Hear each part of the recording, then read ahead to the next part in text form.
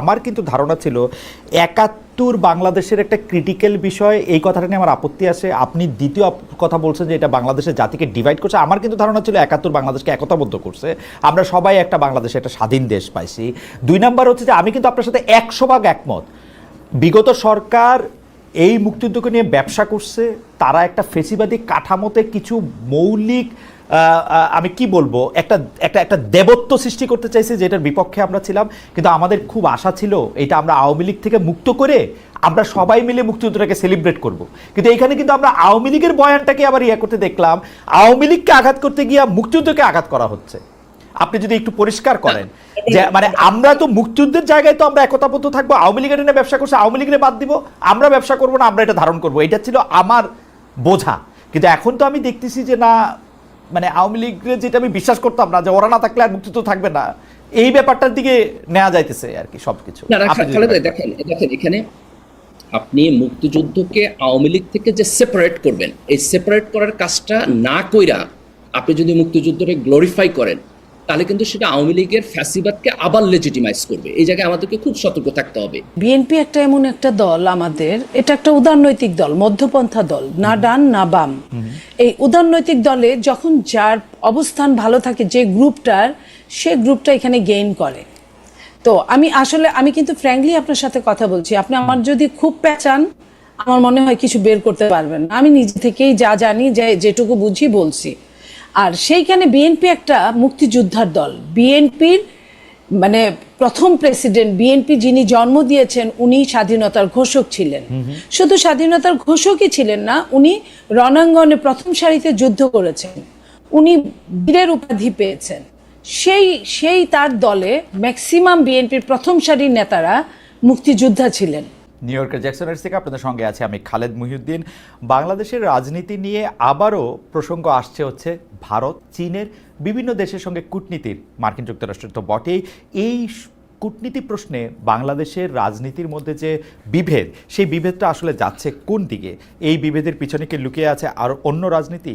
জুলাই সনদ প্রশ্নে বিভাজন নিয়ে বা কোথায় গিয়ে ঠেকতে পারে, এসব নিয়ে আলোচনা করতে আজ আমাদের সঙ্গে রয়েছেন বিএনপির স্বনির্ভর বিষয়ক সহ সম্পাদক নীলুফার চৌধুরী মনি। মনি আপা, আপনাকে আমাদের অনুষ্ঠানে স্বাগত জানাই। আপনি আমাদের সময় দিয়েছেন, সেজন্য আমাদের কৃতজ্ঞতা জানবেন। আমাদের সঙ্গে আরও থাকছেন যুক্তরাষ্ট্রের হাওয়ার্ড বিশ্ববিদ্যালয়ের সহকারী অধ্যাপক ডক্টর মির্জা গালিব।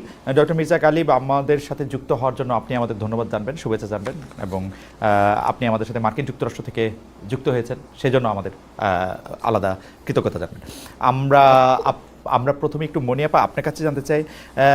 মনি আপা, আমি যদি গত ১ বছরের কথা বলি, সেই ১ বছরে মুক্তিযুদ্ধের লিগেসি, ৭১-এর আবেগ, এইগুলির ব্যাপারে বিএনপির রাজনীতিতে আমরা অনেকগুলি উপাদান সক্রিয় দেখছিলাম। এই উপাদানগুলি কি বিএনপি তার যে অবস্থানগত জায়গা, সেইটা কি আবার একটা বদলেছে? মানে প্রসঙ্গটা হচ্ছে যে বিএনপি নেতা ফজলুর রহমানকে যে শোকজ নোটিশ দেওয়া হয়েছে, এটাতে তিনি তার জবাব যা দিয়েছেন, সেই শোকজকে আবার যেভাবে প্রত্যাহার করা হয়েছে, তা থেকে এইটা মনে হয় যে বিএনপি আসলে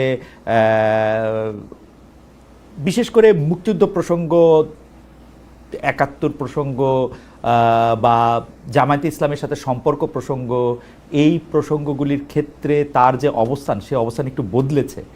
আমি এটা এই কারণে বলতে চাই যে জনাব অ্যাডভোকেট ফজলুর রহমান যে কথাগুলি বলার জন্য শোকজ নোটিশের সম্মুখীন হয়েছেন, আপনি কি আমাকে একটা পার্থক্য দেখাতে পারবেন যে ১ বছর আগে তিনি এই কথাগুলি কোনটা বলেন নাই? মনি আপা। জি, আপনাকে ধন্যবাদ। যারা শুনছেন, আমার শুভেচ্ছা অভিনন্দন। আমার সহ আলোচককে ধন্যবাদ। আপনি যে প্রশ্নটা করেছেন, আমি ভীষণভাবে অনুতপ্ত। আমি নিজে ব্যক্তিগতভাবে মুক্তিযুদ্ধের প্রশ্নে আমি মুক্তিযুদ্ধ দেখিনি ওইভাবে, বাট মুক্তিযুদ্ধ যে ধ্বংসাবশেষ দেখে আমি বড় হয়েছি, সেইখানে একজন মুক্তিযোদ্ধা, প্রকৃত মুক্তিযোদ্ধার যখন অবমাননা হয়, তখন হৃদয়ে রক্তক্ষরণ হয়। আমি একজন মুক্তিযোদ্ধা, আমি এখানে পড়েছিলাম, একজন মুক্তিযোদ্ধা সবসময় মুক্তিযোদ্ধা না, একজন রাজাকার, চিরস্থায়ী রাজাকার, বাট একজন মুক্তিযোদ্ধা এবং কখনো সে তার জায়গা চেঞ্জ করতে পারে। কিন্তু আমি যার কথাটা বললেন, আমি তাকে মুক্তিযোদ্ধার জায়গা থেকে আমি 10-এ 10 দিতে রাজি, কিন্তু ওনার একটু কথা কণ্ঠটা একটু জোরে ছিল, একটু স্থানকাল পাত্র, ওনার বয়স যেটা, সেই হিসেবটা ধরলে আমরা অনেকখান থেকে এইখান থেকে ওনাকে এক্সকিউজের জায়গায় একজন মুক্তিযোদ্ধাকে তার মুক্তিযুদ্ধকে ধরে রাখার জন্য আমরা এক্সকিউজ করতে পারি। জানি না দল কি কারণে কি জন্য এটা করেছে, দল এটা ক্লিয়ার করে নাই, আমিও ক্লিয়ার না, কিছুক্ষণ আগে আমরা এটা দেখলাম। তো সেই জায়গা থেকে আমি বলতে চাই যে একজন মুক্তিযোদ্ধাকে যখন তার পাশে, তার সারাউন্ডিংয়ে, তার বিল্ডিংয়ের চারপাশে যখন বাজে স্লোগান দিয়ে, জঘন্যতর স্লোগান দিয়ে যখন তাকে আটকে রাখা হয়, এটা এই দেশের জন্য লজ্জাস্কর। আমি যে কোনো জায়গায় দাঁড়িয়ে এই কথাটাই বলতে পারি। তার জন্য বিচার আছে, তার জন্য সে যদি কোনো অন্যায় কাজ করে তার জন্য বিচার আছে, আইন আছে, আদালত আছে, কিন্তু তাকে রাষ্ট্রীয় কোনো জায়গা থেকে বলে না এই মবের শিকার তাকে হতে হবে। আমরা 5ই আগস্ট পর্যন্ত মবকে মব বলিনি। 5ই আগস্টে যেটা বৈধ ছিল, 5ই আগস্টের পরে কিন্তু সেটা বৈধ না, অবৈধ। এখন রেভুলেশন সবসময় হয় না খালেদ ভাই, রেভুলেশন একটা সময় 10 বছর, 20 বছর, 30 বছর পরে হয় এবং খুব কম সময়ের জন্য থাকে। তো সেই জায়গায় যদি 1 বছর পরে ওই রেভুলেশনের ধারা ধরে, এবং একটা আপনি দেখেন, আপনি যে কথাটা বললেন মুক্তিযুদ্ধ এবং মুক্তিযুদ্ধের লেগেসি এটাকে সরানোর জন্য আপনি খেয়াল করেন কত সুকৌশলে রাজাকার শব্দটাকে এস্টাবলিশ করা হচ্ছে। আমি এই কথাগুলি শুনবো, আমি শুধু বিএনপির অবস্থানটা বুঝতে চাইছিলাম। বিএনপির অবস্থানটা কেন বুঝতে চাইছি? আমার প্রশ্ন সরল। জনাব ফজলুর রহমান এমন কি নতুন কথা বললেন যাকে বিএনপি শোকজ দিতে হইলো? 2 নাম্বার হচ্ছে আপনি মব জাস্টিসের কথা আপনি বলতেছেন, কিন্তু বিএনপির কিন্তু আমি এখানে মাল্টিপল স্ট্যান্ডার্ড দেখি। আপনার মনে আছে 15 আগস্টে কে বাড়িতে শোক জানাতে যাবে না, বিএনপি থেকে কিন্তু সিদ্ধান্ত নেওয়া হয়েছে তাদেরকে ঠেকানো হবে। আমি কোনোটার পক্ষেই বলছি না, আমি বিএনপির অবস্থাটা বুঝতে চাইছি আপা। আমি বিএনপি শোনেন, সেইখানে ফজলুর রহমান সাহেব একজন মুক্তিযোদ্ধা। আমি ফজলুর রহমান সাহেবকে কোন ধাঁচে, আমি এখনো ওটা পড়ি নাই, ওটা বলা হয় নাই যে কেন তাকে 3 মাসের জন্য স্থগিত করা হলো, তার জবাব পাওয়ার জন্য কেন করা হলো, এটা এখনো আমরা ক্লিয়ার না। বাট একজন মুক্তিযোদ্ধা হিসেবে আমি লজ্জা পেয়েছি এই কারণে যে একজন মুক্তিযোদ্ধা এবং বয়স্ক মুক্তিযোদ্ধার ওল্ড সিটিজেন, এই ওল্ড সিটিজেন একজন মানুষকে অন্তত পক্ষে এই জায়গাটায় সম্মান দেওয়াটা আমি হলে দিতে পারলে আমার ভালো লাগতো। আমি এইটুকুই বলতে চাই আপনাকে।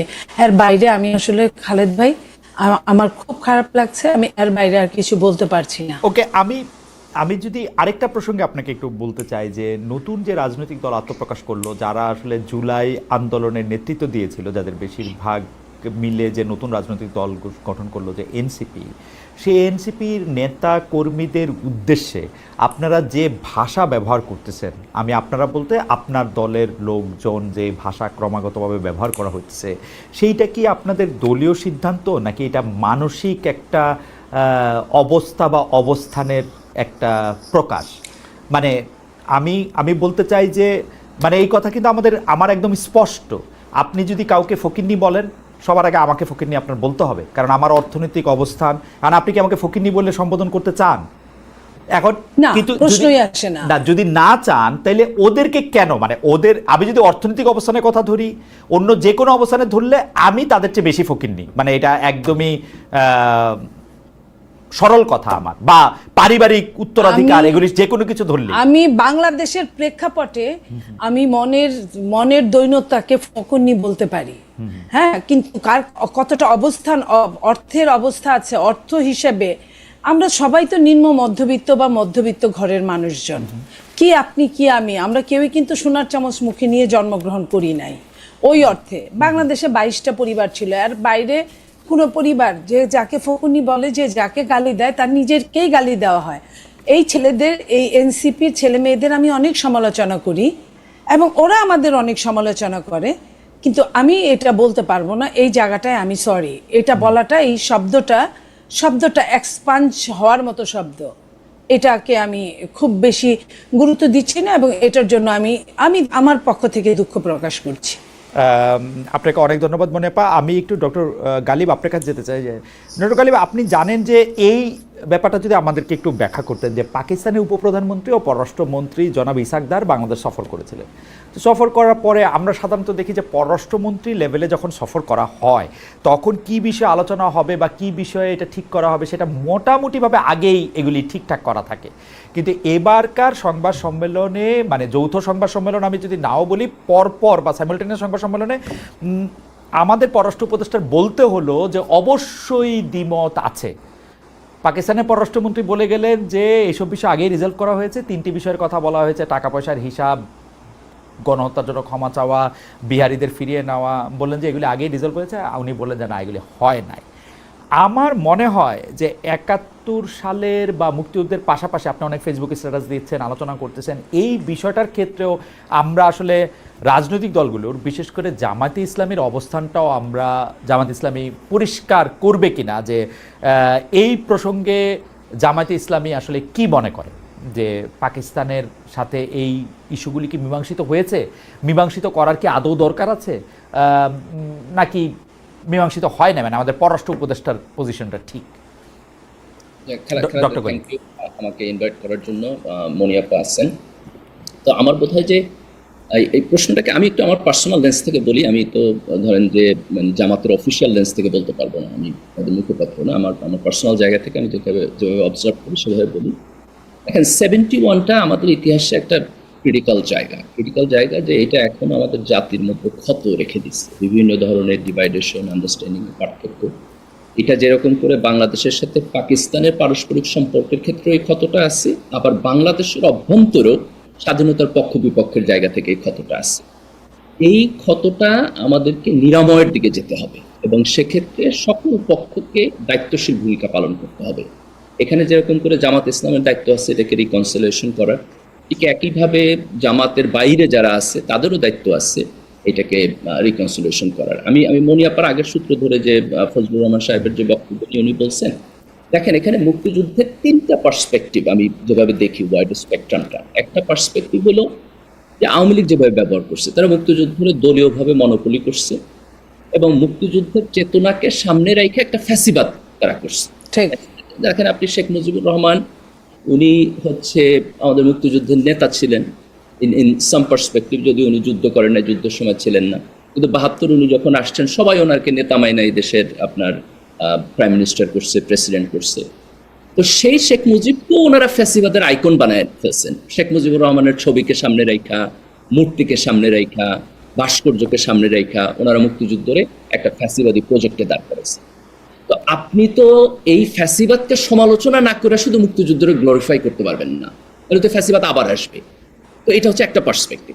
আমি বলতে পারি ডক্টর গালিব, এটা পরিষ্কার করার জন্য আর কি, এটা মানে আপনি তো শিক্ষক মানুষ, এটা পরিষ্কার করার জন্য প্রথম কথা হচ্ছে যে আপনি যদি ধরেন শেখ মুজিবুর রহমানের ব্যাপারে ক্রিটিক্যাল না থাকেন, আপনি যদি শেখ হাসিনার ব্যাপারে ক্রিটিক্যাল না থাকেন এবং আপনি মুক্তিযুদ্ধের ইতিহাসের মধ্য দিয়ে তাদেরকে আবার কাল্ট ফিগার বানান, তাহলে তো বাংলাদেশে আবার আওয়ামী লীগের ফ্যাসিবাদ চলে আসবে।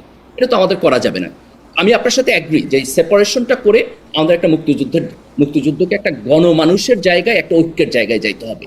এখন এখানে আরেকটা এক্সট্রিম হইতে পারে, যে এক্সট্রিমটা হলো যে আপনি মুক্তিযুদ্ধের লেজিটিমেসি কোশ্চেন করবেন, যেখানে আপনি বলবেন যে না, পাকিস্তান ভুল করে নাই, আমরা যে স্বাধীন হয়েছি এটা ঠিক হয় নাই, মুক্তিযুদ্ধ না করাই ভালো ছিল। এইটাকে আপনি এক্সট্রিম একটা অপিনিয়ন বলতে পারেন, যেটা আপনি এখন বলতে চান যে কিছু কিছু জায়গায় আমরা এই ফেনোমেনাটা দেখি। কিন্তু আপনি যদি মেইন স্ট্রিম জায়গায়, আমি যদি জামাতের ব্যাপারে বলি, আপনি যদি জামাতের টপ লিডারশিপের সাথে আপনি কথা বলছেন, তাদের অফিসিয়াল স্টেটমেন্ট আসছে, এটা সত্য কথা যে তারা আনকন্ডিশনালি এখনো 71-এর ব্যাপারে বক্তব্য দেয় নাই, কিন্তু তারা এই এক্সট্রিম অপিনিয়নকে তো কোথাও এন্টারটেইন করে নাই। আপনি তো টপ লিডারশিপ তাদের ফর্মাল অফিসিয়াল পজিশনে যদি আপনি দেখেন, তাহলে দেখবেন যে তারা কোথাও এটাকে এন্টারটেইন করে নাই। তো আমার বোধ হয় এই জন্য আমাদের যেটা কনক্লুসিভ জায়গায় যাইতে হবে সেটা হলো আপনি মুক্তিযুদ্ধকে আওয়ামী লীগের ফ্যাসিবাদ থেকে ডিকাপল করবেন এবং ডিকাপল করার পরে এটাকে গণমানুষের জায়গা থেকে ক্লেম করবেন এবং সেই জায়গায় একটা বিশাল ঐক্য তৈরি করবেন।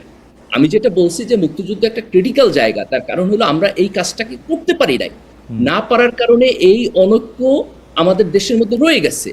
আজকে আওয়ামী লীগের মতো একটা পার্টিকে নিষিদ্ধ হইতে হয়েছে, ফ্যাসিস্ট হইয়া এই পরিণতির দিকে সে আগায় গেছে এবং তার পরতে মুক্তিযুদ্ধের ছাপ আছে। তো এটা তো আপনি এত সহজে এটাকে মানে কিন্তু ডক্টর গালিব, আমি দুইটা জায়গা আপনি বললেন যে এক্সট্রিম কিছু লোকের ব্যক্তিগত মতামত এটা হইতে পারে, কিন্তু আমরা কিন্তু দেখতেছি এইবার ডাকসুতে যারা আমরা ইসলামী ছাত্র শিবির বলতে যারা চিনি, তারা যে প্যানেল দিছে, সেই প্যানেলের একজন গর্ব ভরে আমাদের একজন বীর শ্রেষ্ঠকে হাইজাকার বলে পাকিস্তানের যাকে পাকিস্তান মনে করে যে তাদের বীরশ্রেষ্ঠ, তাকে গ্লোরিফাই করতেছে। আমরা কিন্তু সুযোগ পাইলে এটা দেখতেছি, যোগাযোগের ছাত্র হিসেবে কিন্তু আমরা এটা দেখি। এর মধ্যে কিন্তু বঙ্গবন্ধু, শেখ মুজিব, তারেক আলফিগার বানানো এগুলি কোনো কিছু নাই। আপনারা কিন্তু বিএনপিকেও আক্রমণ করতেছেন, আপনারা মানে জামাত ইসলামী শিবির কিন্তু বিএনপিকেও আক্রমণ করতেছে। বিএনপিও যদি মুক্তিযুদ্ধের কথা বলে, বিএনপির যিনি প্রতিষ্ঠাতা, যিনি মুক্তিযুদ্ধের একজন খুবই গুরুত্বপূর্ণ একজন মানুষ, তার কথা বললেও আপনারা আক্রমণ করতেছেন। অর্থাৎ আপনাদের বা আমি জামাতে ইসলামের আক্রমণের মূল জায়গাটা কিন্তু মুক্তিযুদ্ধ, আওয়ামী লীগ না। এটা হচ্ছে কেউ বলে না। আমার বোধ হয় যে খালেদ ভাই এই কনক্লুশনটা আনাটা ঠিক হবে না। কেন ঠিক হবে না? কারণ আপনি জামাতের এবং শিবিরের কোনো দায়িত্বশীল পর্যায়ে আপনি এটা ডিরেক্টলি পাবেন না। কিন্তু আমি আপনার সাথে অ্যাগ্রি করি, আপনি যদি মানে কালেকটিভলি এই ফেনোমেনাকে দেখতে চান, তাহলে আমি এটা অ্যাগ্রি করব যে there is a very small minority যারা মুক্তিযুদ্ধকে হয়তো এরকম একটা এক্সট্রিম লেন্স থেকে দেখতে ইন্টারেস্টেড অথবা দেখার চেষ্টা করে। আপনি আচরণ এবং সোশ্যাল মিডিয়ার মধ্যে এটা পাবেন, কিন্তু এইটা আপনার জামাত শিবিরের মধ্যেও এটা মেইন স্ট্রিম না, তাদের সাংগঠনিক পজিশন না। এবং আপনি খুব স্পেসিফিকলি জামাতের টপ লিডারদেরকে আপনি তাদের, আমার বোধ হয় যে আমির এবং সেক্রেটারি জেনারেল দুজনকে আপনি ইন্টারভিউ করছেন, আমার মনে হয় না যে কোথাও আপনি এই ধরনের কোনো ইন্ডিকেশন পাইছেন। কিন্তু এটা একটা সামাজিক ফেনোমেনা হিসাবে আমাদের সমাজে অল্প আকারে হইলেও এক্সিস্ট করে। এটা যদি আপনি বলতে চান, আমি আপনার সাথে 100% অ্যাগ্রি করি। এবং আমি এটাও অ্যাগ্রি করি যে এটাকে আওয়ামী লীগের লেন্স থেকে দেখাটা যেরকম একটা ভুল, এই এক্সট্রিম লেন্স থেকে দেখাটাও ভুল। এটার মূল জায়গাটা হলো আপনাকে একটা মাঝামাঝি জায়গায় গণমানুষের জায়গা থেকে দেখতে হবে। এবং এই জায়গায় মনিয়াপা এই যে ফজলুর রহমানের যে বক্তব্য, এটাকে যে ক্রিটিক্যালি দেখতেছেন না, আমি এটাকেও রাইট মনে করি না। আপনি যদি ওনার বক্তব্য দেখেন, আপনি দেখবেন যে উনি 24কে সরাসরি অস্বীকার করে এবং উনি 24 এবং 71 একটা কনফ্লিক্টিং জায়গায় নিয়ে দাঁড় করায়। না, অনেকে বলতেছে কিন্তু এটা ফালতু কথা। ঠিক একই ফালতু কথা উনি 24-এর ব্যাপারে বলেন, একই ফালতু কথা উনি বলেন। আপনি যদি 24কে দেখেন, এখানে বিএনপি এবং জামাতের রাজনৈতিক সংগ্রামের কন্ট্রিবিউশন যেরকম আছে, যারা বৈষম্য বিরোধী ছাত্র আন্দোলনে অর্গানাইজ করছে তাদের কন্ট্রিবিউশন আছে, ছাত্র শিবিরের ওইখানে যারা ছিল তাদের কন্ট্রিবিউশন আছে। তা আপনি এই টোটাল কন্ট্রিবিউশনকে একটা তুড়ি মাইরা উড়াই দিলেন, তাহলে তো আপনি এটা প্রপার ওয়েতে এই সিচুয়েশনটাকে দেখলেন না, তাই না? তো উনি যেটা করেন আসলে সেটা হলো উনি 71-এ বুধ হয়ে থাকেন, আর 24 আসলেই সেখানে ওনার সকল ইনকনসিস্টেন্সি। আপনি আমারে বলতে পারেন যে সমাজে আমার মনে হয় যে 71-এ গেলে একই রকম। আমার মনে হয় যে ডক্টর কালিব আপনি যেটা বলেছেন সেটা আসলে হয়তো এটা ঠিকই আছে, কিন্তু এইটার ক্ষেত্রে আইন নিজের হাতে তুলে নেওয়া বা তার বাসার সামনে গিয়ে যেগুলি করা, সেগুলি ক্ষেত্রে সব মানে পলিটিক্যাল পার্টিগুলিও সেগুলি এটা মানে একমত হচ্ছে কিনা। এখানে একটা জিনিস দেখেন, ওনার কথা বলার মত প্রকাশের স্বাধীনতা আছে, উনি যা খুশি বলতে পারে। উনি মানে আপনি যদি আরেকজনের স্ল্যান্ডার না করেন, তাহলে আপনি ননসেন্স কথা বলতে পারেন, কোনো সমস্যা নাই। সমস্যা হইলো এই জায়গায় যে উনি বিএনপির একটা পজিশনে আছেন, তাহলে উনি ননসেন্স কথা বললে আমরা ওনারে কোশ্চেন করব না, আমরা বিএনপির করবো যে উনি পজিশনে কেন থাকেন। উনি যদি অ্যাজ অ্যান ইন্ডিভিজুয়াল আপনি রাস্তায় দাঁড়ায় আরেকজনের স্ল্যান্ডার না করেন, ভায়োলেন্স না দেন, আর উল্টাপাল্টা কথা বলেন, তাতে তো কিছু যায় আসে না। কিন্তু আপনি একটা রাজনৈতিক দলের দায়িত্বশীল পজিশনে থাইকা উল্টাপাল্টা বলা উচিত। ওকে, পলিটিক্যালি কারেক্ট তাকে থাকতে হবে। আমি একটু মনিয়াপার কাছে আসি। মনিয়াপা, জিনিসটা হইল মানে বিএনপি এখন জামায়াতে ইসলামীর যে বিষয়গুলি সমালোচনা করে, যে বিষয়গুলি সামনে আনে, সেই বিষয়গুলি বা সেই রাজনীতিতে জামায়াতে ইসলামে আসার জন্য সবচেয়ে বেশি যদি কাউকে দায়ী করতে হয়, সেই দায়টা আসলে বিএনপির। বিএনপি জামায়াতে ইসলামীকে এই রাজনীতি করাটা সুযোগ করে দিছে, বিএনপি জামায়াতে ইসলামীকে এই রাজনীতি করার ব্যাপারে উৎসাহিত করছে, বিএনপি জামায়াতে ইসলামীকে এই রাজনীতিটা করার ক্ষেত্রে শক্তিশালী করছে, এবং সেই সময় তাদের এটা নিয়ে আসলে যুক্তিও ছিল যে কেন তারা এটা করতেছে। হঠাৎ করে এই 5 আগস্টের পরে এমন কি হইল যেইটা আসলে বিএনপিকে এই জামায়াতের এই অবস্থানটার এত বড় সমালোচনা করতে হচ্ছে বা এত সমালোচনা জায়গা থেকে? এইটা কি এই কারণে যে বিএনপি মনে করে যে জামায়াতে ইসলামীকে তাদের প্রধান প্রতিদ্বন্দ্বী ভাবতে হবে আদর্শগত জায়গা থেকে, ভোটের জায়গা থেকে যদি নাও হয়। এবং বিএনপিকে এইটা মনে করে, বিএনপি যদি এত বেশিবার জামায়াতের সমালোচনা না করে তাহলে বিএনপি আসলে জামায়াতে বিলীন হয়ে যেতে পারে। শোনেন, আমি আপনার প্রশ্নের জবাবটা দেই, তার মধ্যেই আপনার গালিব সাহেবের প্রশ্নের কিছু উত্তর আছে। বিএনপির পজিশনে আছেন উনি, লাস্টলে ফজলুর রহমান সাহেবকে বললেন, পজিশনে না থাকলে তারা কিছুই বলতো না।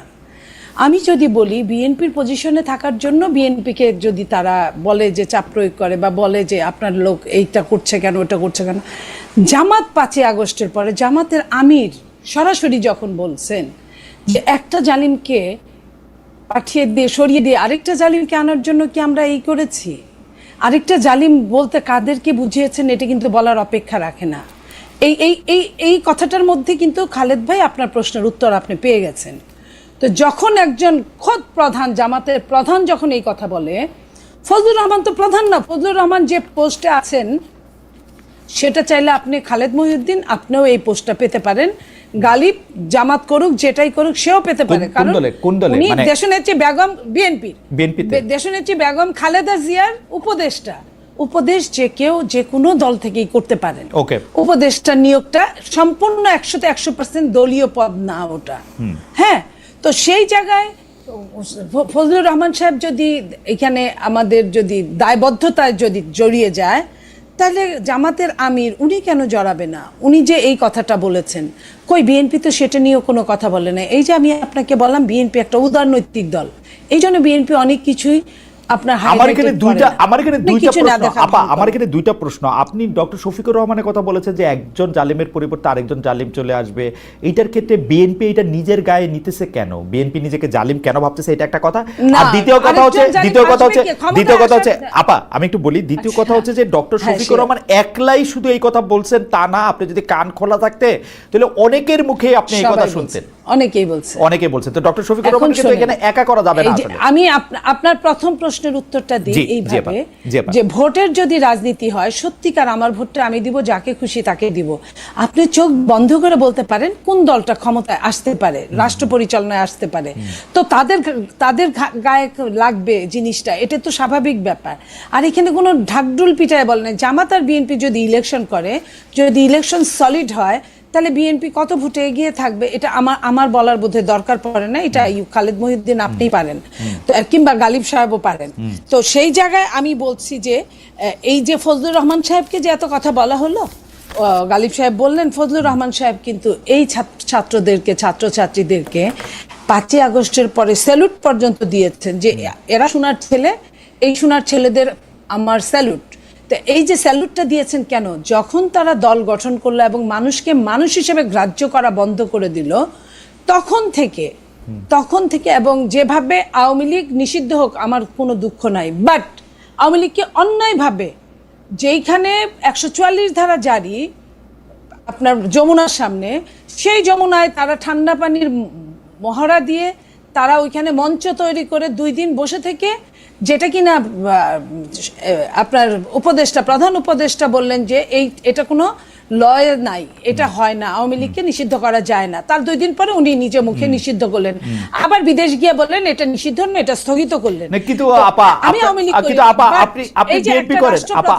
আপনি বিএনপি করেন, আপনি এইটাকে সমালোচনা করতেছেন, আমি দেখতেছি যে এটাকে সমালোচনা করা হচ্ছে, কিন্তু 15 আগস্টে একটা ভাঙা বাড়িতে গিয়ে কে ফুল দিবে, কে পাখি দিবে, কে ওইখানে গিয়ে দাঁড়ায় থাকবে, সেইটা বিএনপি দলগত সিদ্ধান্ত নিয়ে সেটা প্রতিরোধ করে কেমনে? বিএনপির এই ডাবল স্ট্যান্ডার্ডে আমরা কই রাখবো? আমি বিএনপি, শোনেন, আমি বিএনপি করি কিন্তু আমার বিবেককে বিসর্জন দিয়ে না। আমার বিবেক যে কথাটা বলার জন্য আমাকে উদ্বুদ্ধ করেছে, আমি সেই কথাটা আপনার সাথে বলছি। আর আপনি যেটা বলছেন বিএনপি উদ্বুদ্ধ করেছে ওইখানে গিয়ে মিছিল করার জন্য, আমার মনে হয় এটা আমি শুনি নাই। বিএনপি হয়তো কেউ অতি উৎসাহী কিছু মানুষ থাকতেই পারে, সব জায়গায় থাকে, আর বড় দল হলে বড়ভাবে উৎসাহী থাকে, সেই অতি উৎসাহী কিছু মানুষ গিয়ে এই কাজটা করেছে, আপনি এটা ড্যাম শিওর লিখে রাখেন, আপনি ধরেন। ঠিক আছে।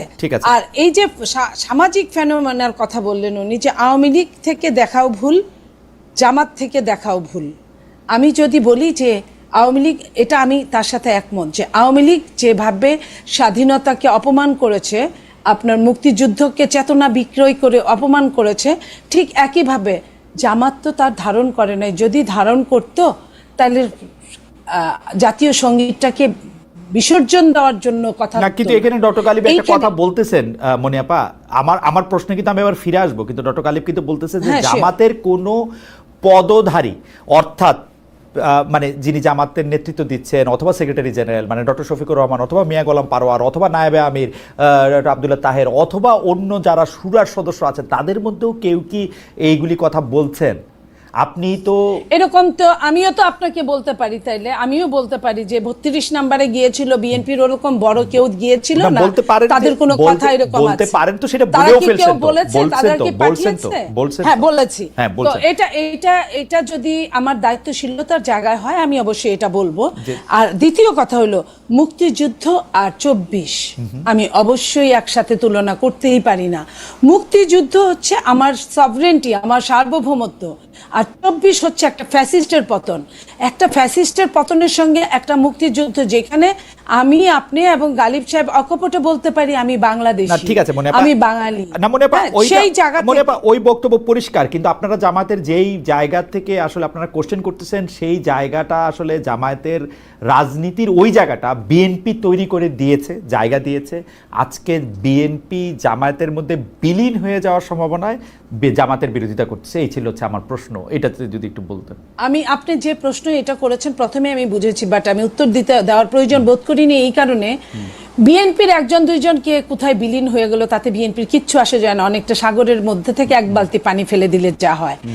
বিএনপি যে দলটা, বিএনপি আমি মনে করি আল্লাহ নিজে বিএনপিকে বাঁচান। এই কারণে আপনি দেখেন আওয়ামী লীগ কি কম টর্চার করেছিল বিএনপিকে, আপনার গুম খুম থেকে শুরু করে জেলখানায় শীর্ষ সন্ত্রাসীদেরকে ভিআইপি আদরে বের করে দিয়ে আপনার আমাদের ছেলে মেয়েদের রাজবন্দীদেরকে আপনার ডান্ডা বেরি পরিয়ে রেখেছিল, একজন না শত শত হাজার হাজার মানুষগুলোকে। তো সেইখানে সেই আওয়ামী লীগ বিএনপিকে বিলীন করতে পারে নাই। আর যেখানে আপনি মনে করেন আমি বলি, আমি শেষ করি, রাজনীতির সূতিকাগার যাকে বলা হয় ঢাকা বিশ্ববিদ্যালয়, সেইখানে আপনি দেখেন যে কিছু আপনার ফাঁসিতে ঝুলেছিল যারা, তাদের ছবি টাঙানোর পরে কি প্রতিক্রিয়াটা হয়েছিল, তারা কিন্তু টেটফুলি তারা বিশ্ববিদ্যালয়ের প্রত্যেকটা হলে, Eden college, Badrunnesa college, Dhaka college থেকে শুরু করে প্রত্যেকটা জায়গায় তারা কিন্তু জামাতকে নিরপেক্ষ বানিয়ে কিন্তু ঢুকিয়ে দিয়েছে এবং ওইখানে রাজনীতি নিষিদ্ধ করার এক ধরনের পায়তারা করেছে। কিন্তু যখন তারা এত কিছু, তাদের পক্ষের লোক ভিতরে কিন্তু তারাই যারা দখল করে আছে হলটা, তারপরেও যখন ওই ছবিগুলো উঠেছিল সেই ছবিগুলোর পরে প্রতিক্রিয়াটা কি হয়েছে, এখান থেকেই প্রমাণ হয় যে বাংলাদেশের মানুষ সচেতন, বাংলাদেশ জাতীয়তাবাদী দলও সচেতন। আমার মনে হয় দিতে পারবেন না, কেউই পারবে না আমি মনে করি। আরেকটা লাইন আমি বলি, একটু লাইনটা শেষ করি, যেটা আপনি তখন মানে ফকুন্নির কথা বলছিলেন, আমি সেটার সঙ্গে এইটুকু বলি যে হ্যাঁ ওই শব্দটা ভুল ছিল, শব্দটা উচিত না। সেটার পাশাপাশি এটাও বলি, এটা তো আরো বেশি উচিত না যে আপনি শেখ হাসিনাকে দিল্লি পাঠিয়েছেন বলে আরেকজনকে, আপনি বাংলাদেশি মানুষকে দিল্লিতে কারণে অকারণে পাঠাবেন, আপনি স্ট্যাটাস দিবেন, পোস্ট দিবেন, এটা দিলে মানুষের কিন্তু মাথা ঠিক থাকে না। একজন যে বাংলাদেশি আপনার নাগরিক, বাংলাদেশকে ভালোবাসে, একজন আপনার কি বলবো যে প্যাট্রিয়ট যাকে বলে, তাদের কাছে এই জিনিসটা অন্য দেশে তাকে পাঠিয়ে দেওয়া জবরদস্তি করে, এটা চাইলেই যে কেউ করতে পারে না, যে কেউ বলতে পারে না, ওইটা বলা কিন্তু আরো বেশি খারাপ আমি মনে করি। ওকে মনিয়াপা, আপনাকে ধন্যবাদ। আমি একটু ডক্টর মির্জা গালিবের কাছে যাই, এবার আমি একটু লম্বা মানে একটা পার্সপেক্টিভ নিয়ে একটু ডক্টর গালিবের কাছে আসতে চাই। তার আগে দর্শকদের কাছে আমি প্রশ্ন করেছিলাম যে মুখে মুখে সংস্কার থাকলেও বাস্তবে দখল ও চাঁদাবাজি সংস্কৃতি অব্যাহত, নতুন রাজনৈতিক বন্দোবস্ত অনিশ্চিত জানিয়েছে টিআইবি। দর্শকদের কাছে জানতে চেয়েছিলাম যে প্রিয় দর্শক তাদের আশঙ্কা সঠিক বলে মনে করেন কিনা। মানে 95% দর্শক এখানে হ্যাঁ ভোট দিয়েছেন। 46,000 দর্শকের মধ্যে 95% দর্শক হ্যাঁ ভোট দিয়েছেন যে নতুন রাজনৈতিক বন্দোবস্ত যে অনিশ্চিত সেইটা টিআইবির এই বক্তব্যের সাথে একমত কিনা। শতকরা 95% দর্শক এটাতে একমত পোষণ করেছেন, শতকরা 5% দর্শক এটাতে একমত পোষণ করেন নাই। আমি ডক্টর গালিব আপনার কাছে জানতে চাইব যে জামায়াতে ইসলামীর বা বিএনপি ছাড়া আমি যদি অন্য রাজনৈতিক দলগুলি বলি, অর্থাৎ বিএনপিকে এক পক্ষ এবং এনসিপিকে আলাদা করে ধরে জামাতে ইসলামীর নেতৃত্বে ইসলামী আদর্শে যারা রাজনীতি করেন, আমি যদি এভাবে বলি, তাদের রাজনৈতিক উদ্দেশ্যটা বা রাজনৈতিক লক্ষ্যটা এই মুহূর্তে আপনি আসলে কি দেখতে পান? মানে আমি কয়েকটা প্রসঙ্গ আপনাকে একটু যদি বলি যে বাংলাদেশের সমাজ, রাষ্ট্রীয় কাঠামো, আইনি কাঠামোটা কেমন তারা চান। ৭১টা আপনি মোটামুটিভাবে বললেন যে এটা কীভাবে এটা আপনি ডিল করতে আপনি দেখেন।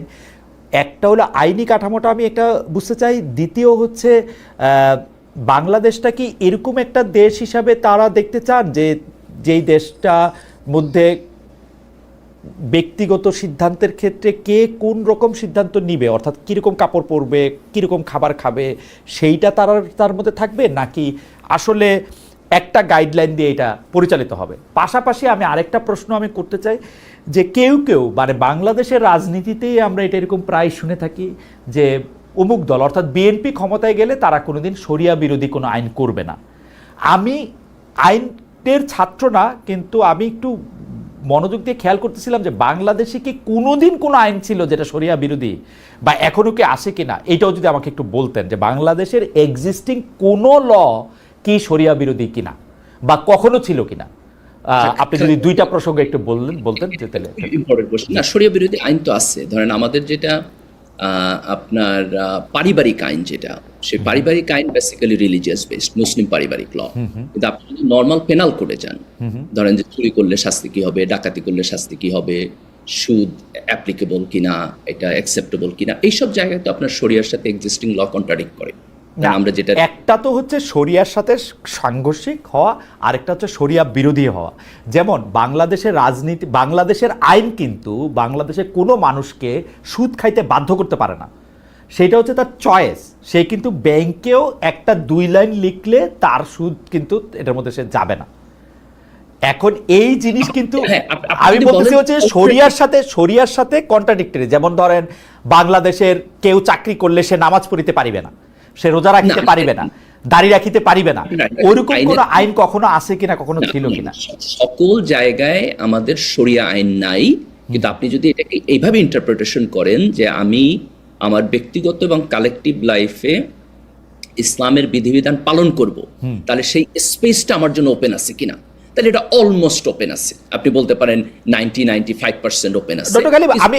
আমি যদি এই দুইটা লাইন একটু দেখি যে বিএনপি শরিয়া বিরোধী কোনো আইন করবে না, এটা শেখ হাসিনাও বলতো কোরআন সুন্নাহ বিরোধী কোনো আইন করবে না, কিন্তু আমি খুঁজতে চেষ্টা করতেছি বাংলাদেশের কোনো আইন আছে কিনা, মানে আইন আমাকে বাধ্য করা হইতেছে যে তুমি রাস্তায় উলঙ্গ হয়ে চলাফেরা করিবে, যেহেতু শরীয়ত আমাকে বলতেছে যে আমাকে সতর ঢাকা রাখতে হবে, এর এগেনস্টে কোনো আইন আছে কিনা যে এই জায়গায় গেলে তোমাকে এইটা করতে হবে।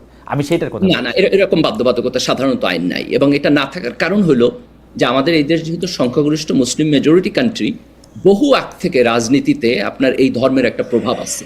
যেমন ধরেন 1970 সালের নির্বাচনেও কিন্তু শেখ মুজিবুর রহমান এই কথা বলছেন যে উনি কোরআন সুন্নাহ বিরোধী কোনো আইন করবেন না। এটা হিস্ট্রিক্যালি চলে আসছে। যখন 47-এ যখন পাকিস্তান হলো, পাকিস্তান যখন তার লিগাল ফ্রেমওয়ার্কের কথা বলছে, তখন কিন্তু আপনার এই মুসলিম ভ্যালুসগুলো এখানে গেছে। ইভেন ব্রিটিশরা আইসাও কিন্তু এই দেশে মুসলিম পারিবারিক আইন চেঞ্জ করে নাই, কিন্তু সামটাইমস এটা আসে। কিভাবে আসে আমি আপনাকে বলি। যেমন ধরেন যে উত্তরাধিকার আইন যখন আসে মেয়েদের সম্পত্তিতে সমান অধিকারের প্রশ্নে, তখন আপনি দেখবেন যে নারী অধিকার কমিশন কিছুটা প্রোগ্রেসিভ জায়গা থেকে তারা যে ইসলামের আপনার উত্তরাধিকার আইন, সেটার সাথে একটা কন্ট্রাডিক্টরি জায়গায় গিয়ে দাঁড়ায়। তো কিছু কিছু জায়গায় এই সম্ভাবনা থাকে, কিন্তু অল্প। আমি আপনার মেইন প্রশ্ন আপনি যান, কিন্তু আপনি আমাকে, আপনার সাথে তো আমার বিভিন্ন সময় আরো কথা হবে ক্যামেরার সামনে বা ক্যামেরার বাইরে, আপনি আমাকে একটু সাহায্য করেন আমার প্রেমিসটা যে মানে আসলে বিএনপি দাবি করতেছে, তার আগে প্রধানমন্ত্রী সাবেক প্রধানমন্ত্রী শেখ হাসিনা দাবি করছিল যে তারা কোরআন সুন্নাহ বিরোধী কোনো আইন করবে না। আমার থিসিসটা হলো বাংলাদেশে কোনো আইনকে আপনি কোরআন বা সুন্নাহর দৃষ্টিকোণ থেকে বিরোধী বলতে পারবেন কিনা, সাংঘর্ষিক বলতে পারবেন কিনা, অর্থাৎ কোনো হারাম জিনিস হালাল বাংলাদেশে এরকম কোনো কিছু আছে কিনা, এটা আপনি আমার পরে সাহায্য করেন। আচ্ছা, আমি এটা নিয়ে আলোচনা করবো, কিন্তু আপনি বাধ্যবাধকতার জায়গা থেকে যদি ধরেন, তাহলে আমি আপনার সাথে এগ্রি করি যে মূল প্রেমিসটা আসলে ইসলামের সাথে অ্যালাইন্ড, এবং আমাদের মোরাললেস সকল পলিটিক্যাল পার্টি এই কথাটা বলে যে তারা নতুন করে এমন কোনো আইন করবে না যেটা ইসলামের সাথে সাংঘর্ষিক। এবং এটা আমি খুব পজিটিভ মনে করি গণতন্ত্রের জায়গা থেকে, থিওলজি না, গণতন্ত্রের জায়গা থেকে। কিভাবে আপনার দেশের 90% মানুষের যদি ধর্মের ব্যাপারে কনসার্ন থাকে, তাহলে তো ডেমোক্রেটিকলি তার সেই কনসার্ন আইনের মধ্য দিয়া রিপ্রেজেন্টেশন হওয়া উচিত, তাই না? তো এটাই গণতন্ত্রের মধ্যে দিয়ে হয়েছে, এটা এবং ভালো জিনিস। এখন আপনি আসেন যে ইসলামী রাজনৈতিক দলগুলো তাহলে আলাদা করে কি চায় বা এই সময় তারা কি অফার করতে পারে। এখানে কিছু কিছু জিনিস সহজ আর কিছু জিনিস কমপ্লিকেটেড। যেমন সহজ জিনিসটা হলো যে তারা এখন বলে যে, যেমন জামাত ইসলামকে যদি বলেন আপনি, জামাত বলে যে তারা সৎ লোক চায় এবং তারা যোগ্য লোক চায়। তো তারা ইসলামকে এইভাবে দেখে যে একটা রাজনৈতিক দল যদি ইসলামের নীতি আদর্শের উপরে বড় হয়, এইটার পড়াশোনার ট্রেনিং তাদের অভ্যন্তরে থাকে, তাহলে এই রাজনৈতিক দল যে লিডারশিপ তৈরি করবে তারা অনেস্টলি দেশের নেতৃত্ব দিতে পারবে। এবং এই জায়গা থেকে তাদের প্রোগ্রেসিভ ভূমিকা আছে। যেমন ধরেন এখনকার সংস্কার যে প্রপোজালগুলো আসতেছে, আপনি দেখবেন যে ইসলামী দলগুলো পিআর এর মতো অ্যাডভান্স ডেমোক্রেটিক প্রসেসকে সাপোর্ট করতেছে। তার মানে তারা একটা গণতান্ত্রিক সংস্কার প্রক্রিয়ার পক্ষে দাঁড়ায়। এটা হচ্ছে কারণ তারা সরাসরি ভোট করলে হাইরা যাবে, সেই জন্য। না, আপনি এটারে দুইভাবে দেখতে পারেন। আপনি চাইবে এইভাবে ইন্টারপ্রেট করতে পারেন, আরেকভাবে আপনি ইন্টারপ্রেট করতে পারেন যে তারা একটা বেটার ডেমোক্রেটিক সিস্টেম চায়। যেমন আপনি ধরেন যে প্রধানমন্ত্রী ডক্টর গালিব, আমি মাঝখানে একটা কথা বলে রাখি। আমার এক জামায়াতের নেতার সঙ্গে কথা হইতেছিল অনুষ্ঠানেই, উনি আমাকে বলে গেলেন যে 71% লোক বাংলাদেশে পিআর সিস্টেমে ভোট হোক সেটা চায়, যেটা জরিপে উঠে আসছে। এখন আমি যেহেতু একটু বয়সও হয়েছে, একটু স্লো হয়ে গেছি, আমি কিন্তু এটা ওনারা বলতে পারলাম না এই জরিপটা ছিল হচ্ছে উচ্চ কক্ষের জন্য। না, উচ্চ কক্ষের জন্য না, সেটা ছিল। উনি কিন্তু ব্যাপারটা এমন ভাবে বলছেন যে এটাই সংসদ নির্বাচনের জন্য 71% লোক চায় যে এটা পিআর সিস্টেম, উনি এটা এইভাবে বলছেন কিন্তু। না, ট্রু। খালেদা দেখেন, নিম্নকক্ষে পিআর এর ব্যাপারে কিন্তু আমিও বিরোধিতা করছি। আমি নিম্নকক্ষে পিআর এর পক্ষে না, কিন্তু আমি পয়েন্টটা ওইখানে তুলতেছি না। আমি পয়েন্টটা তুলতেছি, আপনি যদি ইসলামী রাজনীতিকে বুঝতে চান তার প্রায়োরিটি কোথায়, তাহলে আপনি দেখবেন যে সে ডেমোক্রেটিক সিস্টেমটাকে আরো ভালো করতে চায় এবং এর মধ্য দিয়ে দেশে একটা ভালো জনবান্ধব গণতান্ত্রিক পদ্ধতি তৈরি করতে চায়, একটা কল্যাণ রাষ্ট্র তৈরি করতে চায়। এই ভোকাবুলারি এবং এই কাজ আপনি তার মধ্যে দেখবেন। এটা হচ্ছে আমার আর্গুমেন্ট এখানে, প্রথম পয়েন্ট। সেকেন্ড হলো, সে চায় যে ইসলামী মূল্যবোধের একটা রিফ্লেকশন সমাজে, রাষ্ট্রে, আইনে, সকল জায়গায় থাকুক। সে এটাকে প্রিচ করবে। সে এডুকেশন সিস্টেমের মধ্যে আরো বেশি করে ইসলামকে প্রিচ করবে। সে রাষ্ট্রের পদ্ধতির মধ্যে ইসলামকে প্রিচ করবে। এবং থার্ড, যেটা মোর কমপ্লিকেটেড সিস্টেম, সেটা হলো যে মডার্ন সিস্টেমের মধ্যে আমরা যেখানে একটা ন্যাশনাল স্টেট করছি, তার সাথে যদি ইসলামের নানান প্রপোজিশন এবং পজিশনের কনফ্লিক্ট তৈরি হয়, তাইলে পরে আপনি একটা নন ইসলামিক সিস্টেম থেকে কিভাবে ইসলামিক সিস্টেমে আপনি ট্রানজিশন করবেন, এইটা নিয়ে তারা কাজ করতে চায়। কিন্তু এই ট্রানজিশনটা তারা কিভাবে করবে, আমি মনে করি এটা তাদের পলিটিক্যাল ফিলোসফি। এখন ডক্টর গালিব, আমি একটু শুধু মানে একটু ভেঙে বুঝতে চেষ্টা করি, কারণ অনেকের কাছে আমি এটা জানতে চাই, কিন্তু আসলে তো মানে ইসলামী মূল্যবোধ বলে আপনি যেটা বললেন যে ইসলামী মূল্যবোধ কায়েম করতে চায়, কিন্তু ইসলামী মূল্যবোধ বলতে তো কোনো A+B² সূত্র নাই। ইসলামী মূল্যবোধের 100 রকমের রিপ্রেজেন্টেশন আছে। এখন আপনি কোন ইসলামী মূল্যবোধ নিবেন, সেটা কি ইরান, সেটা কি ওমান, সেটা কি সৌদি আরব, সেটা কি মালয়েশিয়া, সেটা কি নিজেদের মানে হোম গ্রোন কোনো কিছু, এইটা তো আমাদের একটা ধারণা দেওয়া দরকার যে আমরা এরকম একটা জিনিস নিব। এটা কি টার্কিও আবার 5টা ফেজে 8 রকমের। এটা কি ইজিপ্ট আবার নানা, মানে আপনি এইগুলো আমার চেয়ে আরো অনেক ভালো জানেন। তো এটা খুব ইম্পর্টেন্ট কোশ্চেন, আমি একটু অ্যাড্রেস করি। দেখেন, এখানে আমরা যখন ধরেন যদি বলি ইসলামী রাষ্ট্র অথবা শরিয়া রাষ্ট্র অথবা ইসলামী মূল্যবোধ, ইসলামী সিস্টেম, যেই অর্থে কোট আনকোট আমরা ইউজ করি, এইটা অধিকাংশ ক্ষেত্রেই কোনো একক কনসেপ্ট না। এখানে নানান ধরনের আলাপ আলোচনা হইতে পারে, নানান মতামত হইতে পারে। তো আমাদের যেটা করতে হবে যে আমাদের প্রত্যেকটা স্পেসিফিক পলিটিক্যাল পার্টিকে ডাইকা আইনা জিজ্ঞেস করতে হবে ইস্যু ভিত্তিক, এই ইস্যুতে আপনি ইসলাম কেমনে বুঝেন, আপনার ইসলামী মূল্যবোধ কি, আপনার পজিশন কি, এই ইস্যুতে আপনি কি বুঝেন। এইভাবে ইস্যু ধরে কেস বাই কেস তাদের সাথে আমাদের গণপরিসরে আলাপ আলোচনা করতে হবে। তাইলে পরে আপনি যে প্রশ্ন চাইতেছেন এই প্রশ্নের উত্তর পাবেন। এবং মোটামুটি ভাবে 180 বছর লাগবে ডক্টর গালিব। আমি বলি কেন আমি 180 বছরের কথা বলছি। আধুনিক গণতান্ত্রিক সিস্টেমের মধ্যে তো আমরা এই আলোচনা করি। ধরেন যে বিএনপির রাষ্ট্র দর্শন কি, সেই আলোচনা আমরা করি না। আওয়ামী লীগের বিএনপি রাষ্ট্র দর্শনের ক্ষেত্রে না। না ডক্টর গালিব দেখেন, বিএনপি রাষ্ট্র দর্শনের ক্ষেত্রে কিন্তু বিএনপির এই পজিশন আছে যে বিএনপি যদি মনে করে আজকে এটা ঠিক না, কালকে ওইটা চেঞ্জ করে নিতে পারে। বিএনপি রাষ্ট্র দর্শনের মধ্যে আপনি 1978 থেকে আজকে 2025 সাল পর্যন্ত 7বার আপনি এটার মধ্যে একটা টার্ন অ্যান্ড টুইস্ট পাবেন, অনেক রকম ভাবে আপনি এটা কিন্তু আপনাদের মুশকিল হচ্ছে আপনাদেরই কিন্তু শুনতে হইতেছে যে ইসলামের তো ভার্সন হয় না, এবং নামাজে কেমনে দাঁড়াবে সেইটা নিয়ে খুনাখুনি হইতেছে, মসজিদের সামনে গিয়ে লিখতে হইতেছে যে এটা আরেকটা জিনিস। আপনারা এইটাও তো অ্যাড্রেস করতে হবে। এখন আপনি এটা আলোচনা করে কেমনে এটা ঠিক করবেন, আপনি যদি নেতৃত্ব দেন, আমি জামাত ইসলামের কথা বলতেছি, আপনি যদি নেতৃত্ব দেন আপনাকে তো প্রথমে বইলা নিতে হবে যে আমি এইটা করতে যেতেছি, তোমরা আমার সাথে একমত কিনা। আপনি তো এটা ওপেন এন্ডেড রাখতেছেন, সবাই যাতে আপনার পক্ষে আসে। না না না, আমি তাহলে আপনি আমার পজিশন ভুল বলছেন। আমি বলতেছি যে একটা রাজনৈতিক দল যখন নিজেকে বলতেছে আমি ইসলামী রাজনৈতিক দল, তখন তাকে প্রত্যেকটা ইস্যুতে সে কোনটাকে তার প্রেফার্ড অথবা পারফেক্ট ইসলামিক প্রিন্সিপাল বলে মনে করে সেটাকে ওপেন ডেক্লারেশন করতে হবে, এবং সেই ডেক্লারেশনের বেসিসে সমাজের সাথে তার আলাপ আলোচনা হইতে হবে। এবং দুইটা ইসলামিক দল দুই রকম চিন্তা করতে পারে, তিনটা ইসলামিক দল তিন রকম চিন্তা করতে পারে। এখানে আপনি মডেলে তারে ফেলাইতে পারবেন না। এটা ইসলামিক দলের দায়িত্ব হইল যে সে ইসলাম বলতে কি বুঝে, কিভাবে ইমপ্লিমেন্টেশন করবে, প্রত্যেক পলিসিতে তার স্ট্যান্ড কি, এটা সে ক্লিয়ার করবে।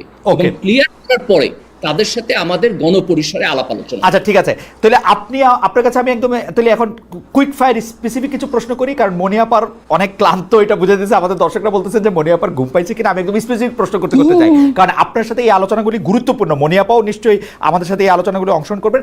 আপনি আমাকে বলেন তো যে জামায়াতে ইসলামী খেলাফত চায় না গণতন্ত্র চায়? জামায়াতে ইসলামী খেলাফতের নীতির ভিত্তিতে একটা আধুনিক গণতান্ত্রিক রাষ্ট্র চায় বলে আমি মনে করি। এটা তো ডক্টর গালিব, এটা তো পুরোপুরি হাঁসজারু হইলো, হাঁস এবং সজারুর মিশ্রণ হইলো। না না না খালেদ ভাই, এটা ইসলামকে সিরিয়াসলি না পড়ার কারণে এই প্রশ্নগুলো আপনারা করেন। এগুলো ইসলামিক থিওলজি এবং ফিলোসফির মধ্যে অনেক কমপ্লিকেটেড আলোচনা আছে। তার মানে ইসলামে গণতন্ত্র আছে, খেলাফত আছে। মানে ডক্টর গালিব, আমি আপনাকে একটা খুব ক্লিয়ার প্রশ্ন বলি। আপনি শাসক নির্বাচনে আবু বকরের সিস্টেম চান না ওমরের সিস্টেম চান? কোনটা ইসলাম? আপনি আমাকে বলেন কোনটা ইসলাম। একভাবে শাসক আপনি আমাকে বলেন কোনটা ইসলাম। আপনি উমাইয়াদের শাসন ব্যবস্থা চান, আব্বাসীদের শাসন ব্যবস্থা চান, আপনি আমারে বলেন কোনটা ইসলাম। আমার দুইটাই ইসলাম। দেখেন আবু বকর আপনি এখন জামাতে ইসলামী কি আমাকে পরিষ্কার করছে যে ও কোনটা চায়, উমাইয়াদের চায় না আব্বাসীদের চায় না অটোমানদের চায়? ও আমারে পরিষ্কার করছে না, জামাত ইসলাম এটা করে নাই। আমি এটাই বলতেছি যে ইসলামিক রাজনৈতিক দলের দায়িত্ব হলো এটাকে ক্লিয়ার করা। কিন্তু আপনি যখন এই কথা বলেন যে আমি যখন বললাম যে খেলাফতের প্রিন্সিপালের আলোকে সে আধুনিক রাষ্ট্র চায়, আপনি এই দুইটা জিনিসকে কনফ্লিক্টিং মনে করতেছেন এবং মনে করতেছেন আমি যখন দুইটা মিক্স করতেছি আমি একটা গোজামিল দিতেছি। এটা রাইট না, আমি বলতেছি এটা রাইট না। কিন্তু আপনি যদি এই প্রশ্ন করেন যে জামাত কি এইটা আউটস্পোকেন ওয়ার্ডিং এ খুব পারফেক্টলি বলছে জনগণকে, আমি বলবো না, ইসলামিক দলগুলোর এখানে বলে না কেন। আমার মনে হয় আমরা একটু গালিবের কাছে আসি আবার। ডক্টর গালিব, আপনি আমার এটা বলে না কেন সেটা বলবেন। আরও কিছু জিনিস আমার স্পেসিফিক আপনার কাছে জানার আছে, কারণ আপনার সাথে কথা বলা মানে হচ্ছে অনেক কিছু জানা, তো সেই জন্য আমি আসছি আবার আপনার কাছে। কিন্তু মনিয়াপার কাছেও আমি একটু জানতে চাই যে মনিয়াপা একইভাবে মানে আমরা এই মুহূর্তে কি তর্ক হইতেছে আসলে 2025, আপনাকে আমি আসলে প্রায় 30 বছর ধরে চিনি, তো 2025-এর তর্ক তো আসলে শুধু 2025-এর তর্ক হবে না, মানে আমরা বেঁচে থাকলে নিশ্চয়ই 2045 সালেও আমরা একটা কথা বলবো। আপনি 2025 সালের প্রেক্ষিতে আপনি আসলে বিএনপির কোনো রাজনৈতিক আদর্শের জায়গা থেকে কোনো পরিবর্তন দেখেন, কোনো অবস্থান দেখেন, স্পেসিফিক কোনো একটা জায়গায় যাওয়ার লক্ষ্য দেখেন? যেমন আপনি খুবই রাগ হইলেন যখন বলা হলো এক জালিম থেকে আরেক জালিমে যাওয়ার, কিন্তু আপনি বিশ্বাস করেন, মানে আমি এক ফোঁটাও বাড়ায় বলতেছি না, বাংলাদেশে যেই দুষ্টামি যেই চাঁদাবাজিগুলি এখন আওয়ামী লীগ করতো তার 90% এখন বিএনপি করতেছে। এই যে এক জায়গা থেকে আরেক জায়গায় এখন যদি ক্ষমতা আসে তাহলে 105% করবে। আসলে ক্ষমতায় আসার জন্য 105% নাও করতে পারে, এই কারণে যে বিএনপি, আমি আগেও বলেছি বিএনপি একটা উদারনৈতিক দল। বিএনপিতে এই উদারনৈতিকতার জন্য অনেকেই ইন করে ফেলে। এই ইন করাটা বিএনপি যদি আর একটু ঠেকাতে পারে বিএনপির জন্য মঙ্গল হবে। আর বিএনপির কাছে এই মুহূর্তে কোনো ক্ষমতার দণ্ড নাই। বিএনপি সর্বোচ্চ পারে কি আপনাকে বহিষ্কার করতে, যদি বিএনপি করে থাকেন এবং চাঁদাবাজির সাথে লিপ্ত থাকেন, সেখানে বহিষ্কার করতে পারে। তো বিএনপি বহিষ্কার করেছে ইতিমধ্যে প্রায় 7-8 হাজার মানুষকে। সেইখানে বহিষ্কার করার পরেও বিএনপি রিকোয়েস্ট করেছে নির্বাহী প্রধান থেকে শুরু করে প্রত্যেককেই, সরকারকে রিকোয়েস্ট করেছে, পুলিশকে রিকোয়েস্ট করেছে, আপনার যে আইনের দণ্ডটা আমরা কিছুই বলবো না, আপনারা আপনাদের মতো আইনের দণ্ডটা হাতে তুলে নেন। শাস্তি যে অন্যায় করবে সে শাস্তির মাঝখানে যাবে। আর বিএনপি শুধু নাম দেওয়া হচ্ছে, জামাত কিন্তু কোনো অংশে পিছিয়ে নেয় আপনার এইসব কারণে।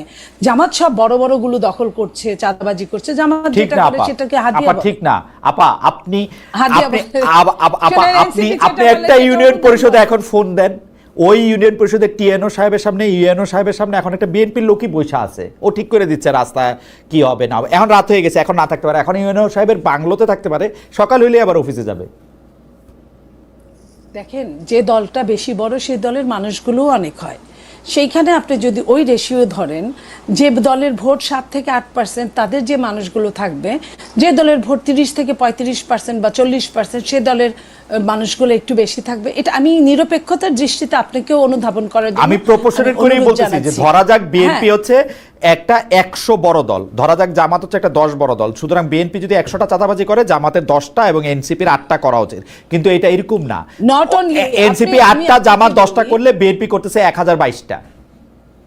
আমি আপনাকে বলি, এনসিপির যেটা, এটা তো কিংস পার্টি, তাকে যেভাবে সরকারের প্রশাসন থেকে শুরু করে প্রত্যেকেই যেভাবে নমনম করে, সেটা তো বিএনপি করে না। বিএনপিকে তখন কি হয়, বিএনপির হয়তো বা তার শক্তি আছে, 10 জনকে নিয়ে যায়, সেখানে যায়, ভাগ করে, ভাগাভাগি করে, হতে পারে, আমি হতে পারে দিয়ে কথা বলছি, সেখানে বিএনপির এটা করতে হয়। আর জামাত অত্যন্ত অত্যন্ত আপনার বুদ্ধি অ্যাপ্লাই করে, যে বুদ্ধিটা জামাত দেখেন প্রথমেই আপনার ব্যাংক ট্যাঙ্ক হতে পারে জামাতের এক সময় ছিল, কিন্তু এটা তো আইনের মাধ্যমে যেতে পারতো, তা না করে নিজেরাই কিন্তু দখল করে নিয়ে বসে গেছে। এবং ও জামাতও কিন্তু আপনার যদি আপনার ইউনিয়ন পর্যায়ে খুঁজলেন, আপনার জামাতও কিন্তু কোথাও কোথাও, আপনি এই যে ধরেন সিলেটের পাথরের, সাদা পাথরের কথাই বলি, আপনার ওইখানে কিন্তু সহযোগী যোদ্ধা হিসেবে ছিল, সহযোদ্ধা। আমি এইখানে আমি তো বলছি, আপনি তো বলেন না, আমি মনে করালাম, ঠিক না? তো সেইখানে ওই জায়গাটায় তখন কিন্তু কোনো বাদ বিচার থাকে না। তো যেইখানে যাদের ক্ষমতা যেখানে বেশি, সেইখানে তারা সেইখানে অ্যাপ্লাই করে। এইখানে যদি সরকার যদি আইনের অনুশাসনটা হাতে তুলে নিত, শাস্তির আওতায় যদি তাদের নিয়ে আসতো, তাহলে কিন্তু এই ধরনের কোনো প্রশ্নই আসতো না। আজকে দেখেন আপনার ডেভিল হান্ট নামে যে আমার সেনাবাহিনীর ভাইরা যে জিনিসটা সৃষ্টি করলো, আপনার ডেভিলদের নাতিপুতিদের অ্যারেস্ট করলো। কয়টা ডেভিল আপনার অ্যারেস্ট হয়েছে বলেন? কয়জন? শুনি যে 17,000 16,000 নাকি লিস্ট হয়েছে। সেই লিস্টগুলো অ্যারেস্ট করতে বাধাটা কোথায়? বাধা বিএনপির বিএনপি বড় দল, বিএনপি লিস্ট দিয়ে রাখছে, খালেদকে গ্রেফতার করতে পারবেন না, আমি যত বড় ডেভিল। আমি সেনাবাহিনীর সাথে কিন্তু বিএনপি যায় পারবে না, হয়তো পুলিশের এই মুহূর্তে ট্রমাটাইজ পুলিশের সাথে। সেনাবাহিনী তো আপনার ডেভিল হান্ট কি বের করেছে? সেনাবাহিনী বের করেছে। সেনাবাহিনী তাহলে কেন অ্যারেস্ট করে না? সেনাবাহিনী প্রতিটা জেলায় জেলায় আছে, জরুরি আইনের মধ্যে। আমি খালি আপনাকে মনে করাই দিই, তাহলে কেন সেনাবাহিনী? আপনার খালি আমি মনে করে দিই, এনসিপির আপনি কিংস পার্টি করতেছেন, কিন্তু গত কয়েকদিনে এনসিপির যাদের যাদের গ্রেফতার করা হয়েছে তারা সবাই কেন্দ্রীয় নেতা, কিংস পার্টি হিসাবে তারা কোনো রকম কোনো বাড়তি কোনো সুবিধা পায় নাই। অন্যদিকে প্রত্যেকটা ডিসি, প্রত্যেকটা এসপি নিজেদেরকে ছাত্রলীগ, ছাত্রদল, যুবদল, বিএনপির লোক হিসাবে ঠারে ঠোরে নানাভাবে পরিচয় দিতেছে। সচিবদের মধ্যে অনেকে বিএনপির কি বলে যথেষ্ট পরিমাণে বিএনপি কিনা দেখে ফিরে আনা হইতেছে। আপনি এগুলি, আপনার ইতিহাস কি বলে যে আগুন খাবে সে আংরা ফেলবে, তাই না?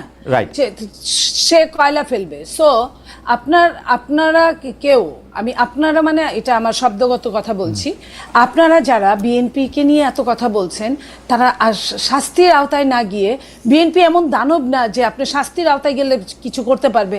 কেন এই সরকার আসার পরে বিএনপি আপনার সেনাবাহিনীর হাতে মারা যায় নাই? এই ইতিহাসও তো আছে। কই তারা কি তাদের পরিবার কি অথচ যে মারা গেছে সে কিন্তু ওরকম দোষী ছিল না, তারা কি কিছু করেছে? এই যে আপনি বলছেন আপনার খুলনায় কি হয়েছে, যে ছেলেটাকে বিএনপি যুবদলের বহিষ্কার করলো, সেই ছেলেকে কয়দিন পরে জামাত মেরে ফেললো। শুধু মারলই না, রক কেটে দিল, তাদের পুরানা জায়গাটায় তারা স্মরণ করিয়ে দিল যে আমরা কিন্তু আমাদের অস্ত্র জমা দিয়েছি, এটা- কিন্তু এটা আমরা কিন্তু জামাত ট্রেনিং করে না, ভুলে এটা যাইনি। wrong information। আচ্ছা যেটাই হোক। আচ্ছা আপা হ্যাঁ, আপা এখন- আপা আমি আবার আপনার কাছে আসবো। আমি শুধু আপনাকে যেহেতু খুনের কথা, হত্যার কথা যেহেতু আপনি বললেন, সেহেতু আপনাকে আমি একটু মনে করে দিচ্ছি যে আপনি জানেন যে ঢাকা বিশ্ববিদ্যালয়তে সাম্য বলে একজন ছাত্র কে হত্যা করা হলো, জি। হত্যা করা হলো। যে হত্যা করা হয়েছিল, সেই সাম্য হত্যার পরে সাম্যর একজন আত্মীয় আমাকে একটা মেসেজ পাঠিয়েছেন। সেই মেসেজের মধ্যে কিন্তু আমি দেখতে পাচ্ছি যে আমি তার মেসেজ থেকে পড়ছি, অলমোস্ট 3.5 মাস হয়ে গেল সাম্যর খুনের তদন্তের ফাইনাল চার্জশিট কোথায়? ফাইনাল চার্জশিট আমার জানা মতো 14 জানি 45 দিনের মধ্যে দিতে হয়, এখন তার চেয়ে অনেক বেশি সময় লাগে। কথা হচ্ছে যে বিএনপি এটা নিয়ে কথা বলে না। পুলিশের ভাষ্য মতে খুনিরা সবাই ধরা পড়েছে, তাহলে খুনিরা যদি ধরা পড়েই তাহলে তো তারা কেন তাকে খুন করেছে সেটা অবশ্যই জানে। এরএসএ এতদিন পরে খুনের মোটিভ জানানো হলো না কেন? আমরা বিএনপি থেকে এখানে একটা রহস্যজনক চুপ থাকা দেখি। আমরা দেখি যে যে কোনো হত্যাকাণ্ড বা যে কোনো খুন বা যে কোনো ইনসিডেন্ট বিএনপি এক ধরনের পলিটিক্যাল কারণে ব্যবহার করা যায়। মনে হয় আমি আপনি দুজনেই, আপনি আমার বড় বোনের মতো, কারণ ঢাকা ইউনিভার্সিটিতে আমরা দুজনেই পড়েছি। এই ছাত্রটি আমাদের ছোট ভাইয়ের মতো। আপনি এটি নিয়ে কি বলেন যে বিএনপি এই খুনটিকে রাজনৈতিকভাবে ব্যবহার করছে কিনা, করেছে কিনা, এবং এটি নিয়ে অবস্থান কি? আমরা ফিরে আসছি আপনার কাছে আপা, আমরা ফিরে আসছি, আপনাকে প্রশ্নটি আপনি করে রাখলাম। আমি ডক্টর গালিবের কাছে আবার একটু ফিরে যাই। ডক্টর গালিব, কতগুলি বিষয় নিয়ে আপনার একটু ক্লিয়ার হব এরকম একটা ধারণা ছিল। আমাদের দর্শকরা যেটি এখন সবচেয়ে বেশি জানতে চাইছেন যে জামাতে ইসলামী বা ইসলামী দলগুলো এটি পরিষ্কার করেছে কিনা বাংলাদেশের নাগরিক হিসাবে যারা ইসলাম ধর্মে বিশ্বাস করে না, অর্থাৎ অন্য ধর্মাবলম্বী বা অন্য আদর্শাবলম্বী বা কোনো ধর্মাবলম্বী নয়, তাদের অবস্থান আসলে যে ইসলামী রাষ্ট্র ব্যবস্থার কথা আপনি বলছেন বা আলোচনার মাধ্যমে যেটা প্রতিষ্ঠা করা আপনি বলছেন, এটা জামাত ইসলামী ক্লিয়ার করেছে কিনা, তাদের কি হবে? অর্থাৎ দর্শকদের জন্য আমি আবারও বলি, সংখ্যালঘুদের অবস্থান সেই রাষ্ট্রে কিরকম হবে? আমার বোধ হয় যে এইটা তুলনামূলক, যেমন ধরেন আমার যেটা পজিশন যে কিছু কিছু জায়গায় এগুলো আরো স্পষ্টভাবে বলতে হবে, কিন্তু সংখ্যালঘু বা অন্য ধর্মাবলম্বীদের বিষয়ে জামাত ইসলামের যেটা পজিশন এটা কিন্তু খুব স্ট্রেট ফরওয়ার্ড।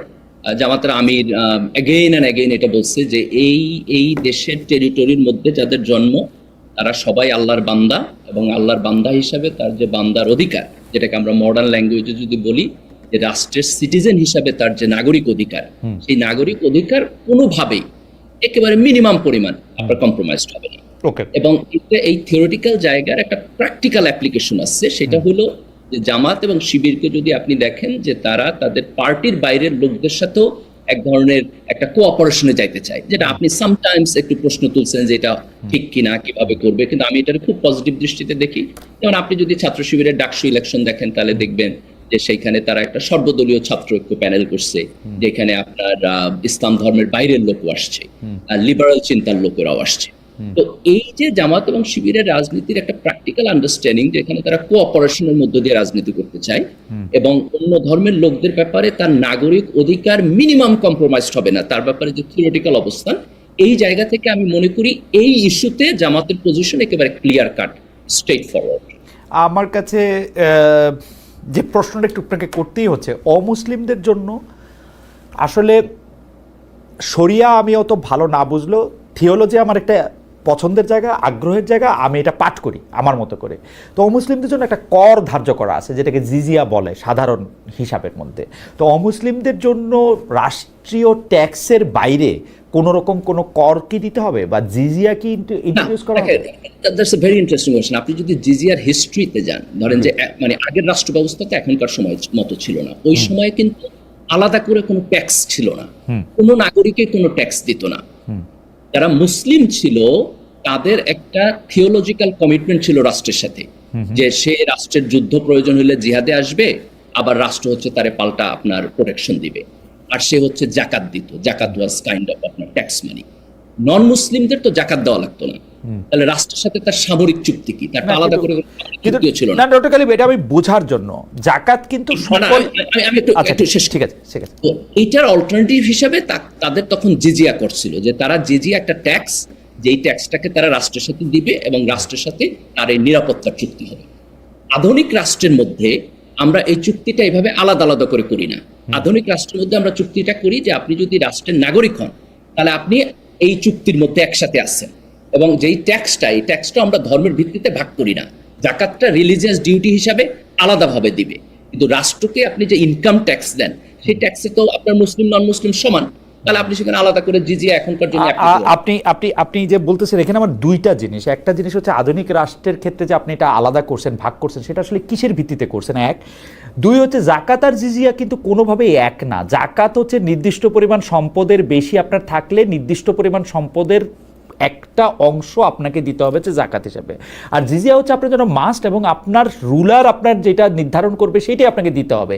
সুতরাং জাকাত আর জিজিয়াকে আমি মানে ভালো খারাপের কোনো জায়গা থেকে না, একটাকে আরেকটার মানে দুইটা একরকম সেটা এটা বলা যাবে আমি না। এটা একটু অ্যাড্রেস আর করি। জি আমি এটা একটু অ্যাড্রেস জি করেন। দেখেন, একজন মুসলিম যখন ইসলামী রাষ্ট্রের নাগরিক হয় তখন রাষ্ট্রের সাথে তার একটা কম্প্রিহেন্সিভ চুক্তি থাকে। এই চুক্তি হলো তার ধর্মের থিওলজির মধ্যে, যে আমি মুসলিম হিসেবে এই কাজে বাধ্য। যেমন ধরেন যে সেখানে যদি একটা মানে যুদ্ধ হয় তাহলে মুসলিম হচ্ছে ডিফেন্সিভ জিহাদ হলে সেখানে সে যাইতে বাধ্য, কিন্তু একজন নন মুসলিম কিন্তু এই যুদ্ধে অংশগ্রহণ করতে বাধ্য না। এই কারণে জিজিয়া করের মধ্য দিয়া তার সাথে একটা আলাদা চুক্তি হয়, এবং সে যখন হচ্ছে আপনার মানে নাগরিক হিসেবে অ্যাকসেপ্টেবল তখন এই চুক্তির টার্মস এবং কন্ডিশনের সাথে তার নাগরিক অধিকার সেখানে ডিফাইন্ড হবে। এখন আধুনিক রাষ্ট্রে এই নাগরিক অধিকারটা কনস্টিটিউশনের মধ্যে অলরেডি ডিফাইন্ড, তার ফলে আপনার এখানে আলাদা করে যাইয়া তার জিজিয়ার মধ্যে দিয়ে এটা ডিফাইন করতে হবে না। মানে ট্যাক্সের ক্ষেত্রে ইসলামী রাষ্ট্র হইলেও ট্যাক্সের ক্ষেত্রে বা জাকাত জিজিয়া আমি যে নামে ডাকি না কেন সেই ক্ষেত্রে মুসলিম ও মুসলিমদের মধ্যে কোনো পার্থক্য থাকবে না, মানে আমি 5 টাকা দিব 10 টাকা দিব এটা থাকবে না, এবং এইটা যে শরিয়া কর্তৃক অনুমোদিত, এটা শরিয়া কর্তৃক অনুমোদিত। এটাকে কোনো শরিয়া বোর্ড মানে আমি বলতে চাইতেছি হচ্ছে যে আপনি জানেন আমাদের দর্শকদের জন্য আমি বলতেছি যে মানে ধরেন স্পেসিফিক্যালি ইউসুফ আল কারদাবির এই ব্যাপারে লেখালেখি আছে। আমার বোধহয় যে মডার্ন স্কলারদের মধ্যে সবচেয়ে ভালো লেখালেখি করছেন ইউসুফ আল কারদাবি। ওনার লেখালেখি অনেকগুলো বাংলায় অনুবাদ হয়েছে, আপনি যদি ওইটা দেখেন তাহলে আপনি এটা ক্লিয়ারলি পাবেন। আর জামাতের ব্যাপারে যদি প্রশ্ন তুলেন তাহলে আপনি দেখবেন জামাতের লিটারেচার যে সমস্ত নির্বাচনী ম্যানিফেস্টো ওনারা দিচ্ছে কোথাও কিন্তু ওনারা নন মুসলিমদের জন্য আলাদা কোনো ট্যাক্সেশন পলিসি অথবা জিজিয়ার কথা বলে নেই। ওকে, আমার শেষ প্রশ্ন আপনাকে বলে রাখি, কারণ এই ব্যাপারগুলো একটু এটা করে রাখা উচিত, মানে এই সিরিজের শেষ প্রশ্ন আর কি, যদি আমরা সময় পাই তাহলে আমরা আরেকটু অন্য বিষয়ে কথা বলবো, সেটা হচ্ছে নারী শিক্ষা এবং নারীদের বিভিন্ন পেশায় অংশগ্রহণ করার ক্ষেত্রে কি জামাতে ইসলামীর একটা স্পষ্ট অবস্থান আছে কিনা, বা জামাত ইসলামীর পাশাপাশি অন্য ইসলামী দলগুলো যারা বাংলাদেশে ইসলামী রাষ্ট্র বা ইসলামী আদর্শে বাংলাদেশ রাষ্ট্র করতে চায় তাদের এটা স্পষ্ট অবস্থান আছে কিনা, নারী শিক্ষার মধ্যে সহশিক্ষা, আমি জানি যে আপনি কি কি জিনিস আছে সেগুলো আপনি জানেন ডক্টর গালিব, আমরা আপনার কাছে না ডক্টর গালিব এটা আমি আপনার কাছে শুনবো, আমি শুধু প্রশ্নটা করে রাখলাম, আমি একটু মনিয়াপার কাছ থেকে আসি। মনিয়াপা, আমি বলতে চাইতেছিলাম যে বিভিন্ন সময় বিভিন্ন কিছু হয়েছে, মগবাজারের মধ্যে একটা পাথর দিয়ে বিএনপিরই 2টা লোক পরস্পরকে খুন করছে, এরকম আমরা পরে শুনছি।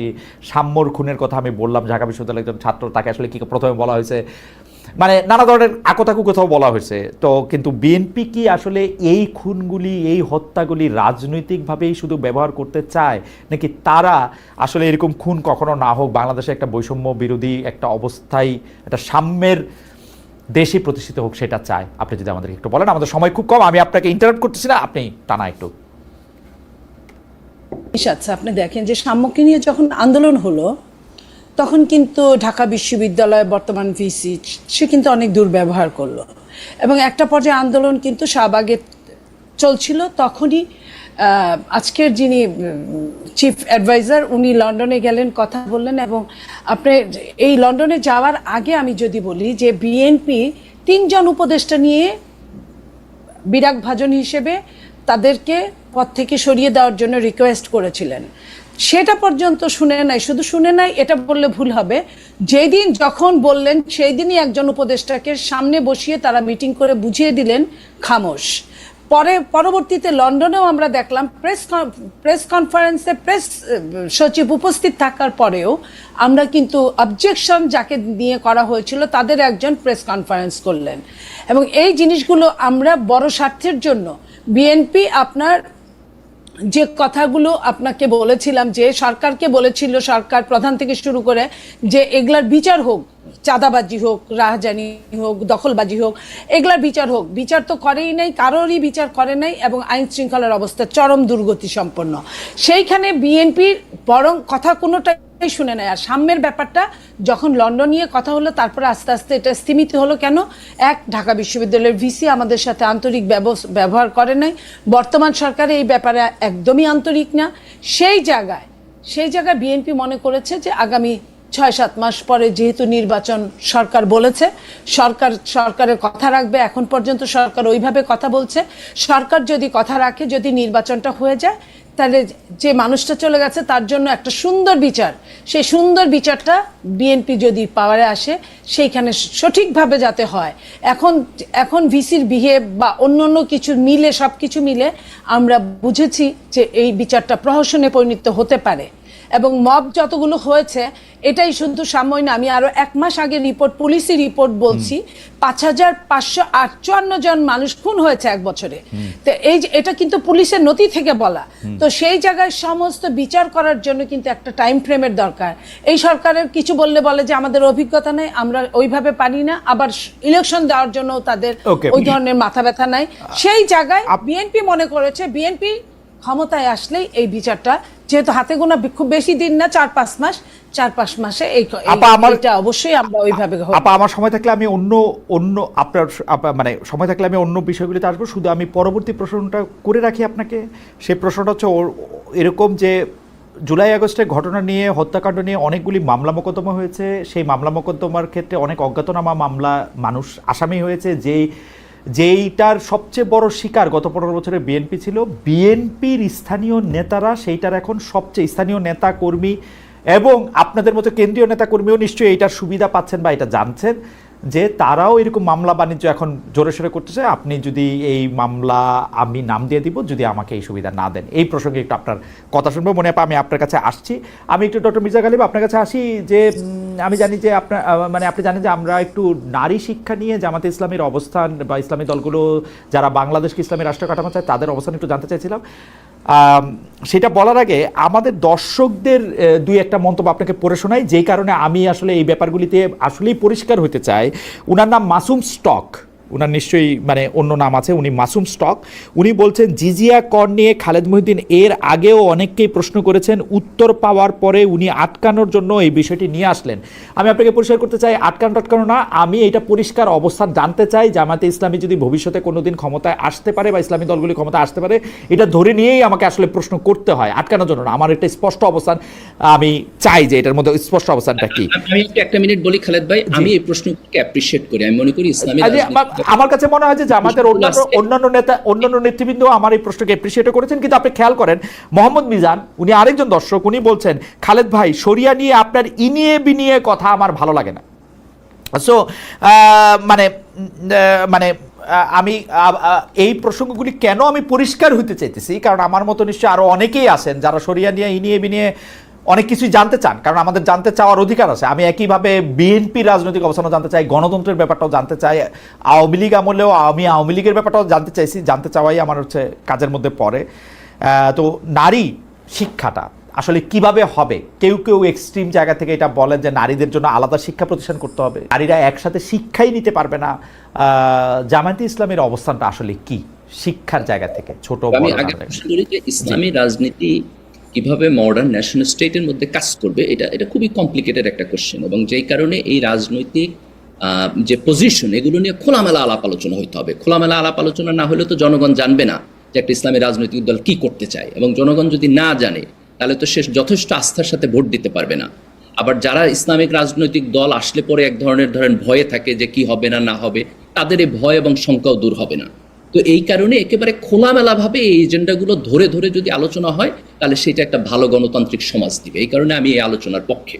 এবার আমি স্পেসিফিকলি আপনার কোশ্চেনে আসি যে দেখেন, নারীদের পড়াশোনার ব্যাপারে জামাত ইসলামের এবং বাংলাদেশের অন্যান্য ইসলামিক দলগুলো যদি দেখেন, পড়াশোনার ব্যাপারে সাধারণত কোনো নেগেটিভিটি নাই। খুব মাইনর কিছু অপিনিয়ন আছে, কিন্তু মেজরিটি ইসলামিস্টরা তারা পড়াশোনা করতে পারবে। তাদের চাকরির ব্যাপারেও কোনো নেগেটিভিটি নাই, তারা চাকরি করতে পারবে। চাকরি ক্ষেত্রের যেই ওয়ার্কিং এনভায়রনমেন্ট সেটার ব্যাপারে কনসার্ন আছে, কিন্তু এই কনসার্নের জায়গা থেকে কোনো কালেকটিভ রেগুলেশন আসবে না। এটা ব্যক্তির উপরে, যে আপনি যদি কোথাও মনে করেন ওয়ার্কিং এনভায়রনমেন্ট এখানে ভালো না, আপনি সেখানে যাবেন না, চাকরি করবেন না। রাষ্ট্রের দিক থেকে ওয়ার্কিং এনভায়রনমেন্টটাকে আরো কিভাবে ডেভেলপ করা যায় সেই কাজটা তারা ক্ষমতা আসলে করবে। এরপরের প্রশ্নটা থাকে সহশিক্ষা। এইখানে ছেলে এবং মেয়ে একসাথে আপনার এডুকেশন সিস্টেমে পড়াশোনা করলে এটা অন ইসলামিক কিনা অথবা এটা ডিসকারেজেবল কিনা, এটা নিয়ে ডিফারেন্স অফ ওপিনিয়ন আছে। আপনার অনেকগুলো দেশে, যেমন আপনি যদি মালয়েশিয়াতে দেখেন, টার্কিতে দেখেন, আমি এখানে আমেরিকাতে মুসলিম কমিউনিটিতে দেখি, তারা এটার ব্যাপারে কোনো প্রবলেম ফিল করে না। কিন্তু বাংলাদেশের আলেম ওলামাদের আপনার মেজরিটির একটা আন্ডারস্ট্যান্ডিং হলো সহশিক্ষা এটা করা ঠিক না, এটা না হইলে ভালো। জামাত শিবিরের মধ্যে আমি যখন বেড়ে উঠছি শিবিরের মধ্যে, সেখানেও সহশিক্ষাকে আপনার নেগেটিভলি দেখা হইতো, যে এটাকে ডিসকারেজ করা হইতো। তো সেই জায়গা থেকে এখন জামাতের এখানে পজিশন কি, মোরাল পজিশন বা ইসলামিক পজিশন কি, এটা আমি বলতে পারবো না। এটা খুব এলাবোরেটলি আলাপ আলোচনা হয়েছে কিনা, এটা এক ধরনের হয়তো কনফিউশনের মধ্যে আছে। কিন্তু আমি যদি জামাতের রাজনৈতিক এজেন্ডা দেখি, তারা কোথাও মানে ক্ষমতায় আসলেই এটাকে লিমিট করবে এটা বলে নাই। ডক্টর গালিব, এই যে ডিফারেন্সেস অফ ওপিনিয়ন আছে, আল আজহার বিশ্ববিদ্যালয়ে সহশিক্ষা আছে কি নাই, মদিনা বিশ্ববিদ্যালয়ে সহশিক্ষা আছে কি নাই, বা ইসলামিক এনলাইটেনমেন্ট যেসব জায়গায় হয়েছে সেসব জায়গায় সহশিক্ষা আছে কি নাই, সেটা নিয়ে আপনি আসলে 100 রকমের ডিফারেন্স অফ ওপিনিয়ন আছে, সেটা আমরা জানি। আমার প্রশ্নটা তোলার প্রেমিসটা হইল, জামায়াতে ইসলামী বা অন্য ইসলামিক দলগুলো এইটা পরিষ্কার কেন করে না?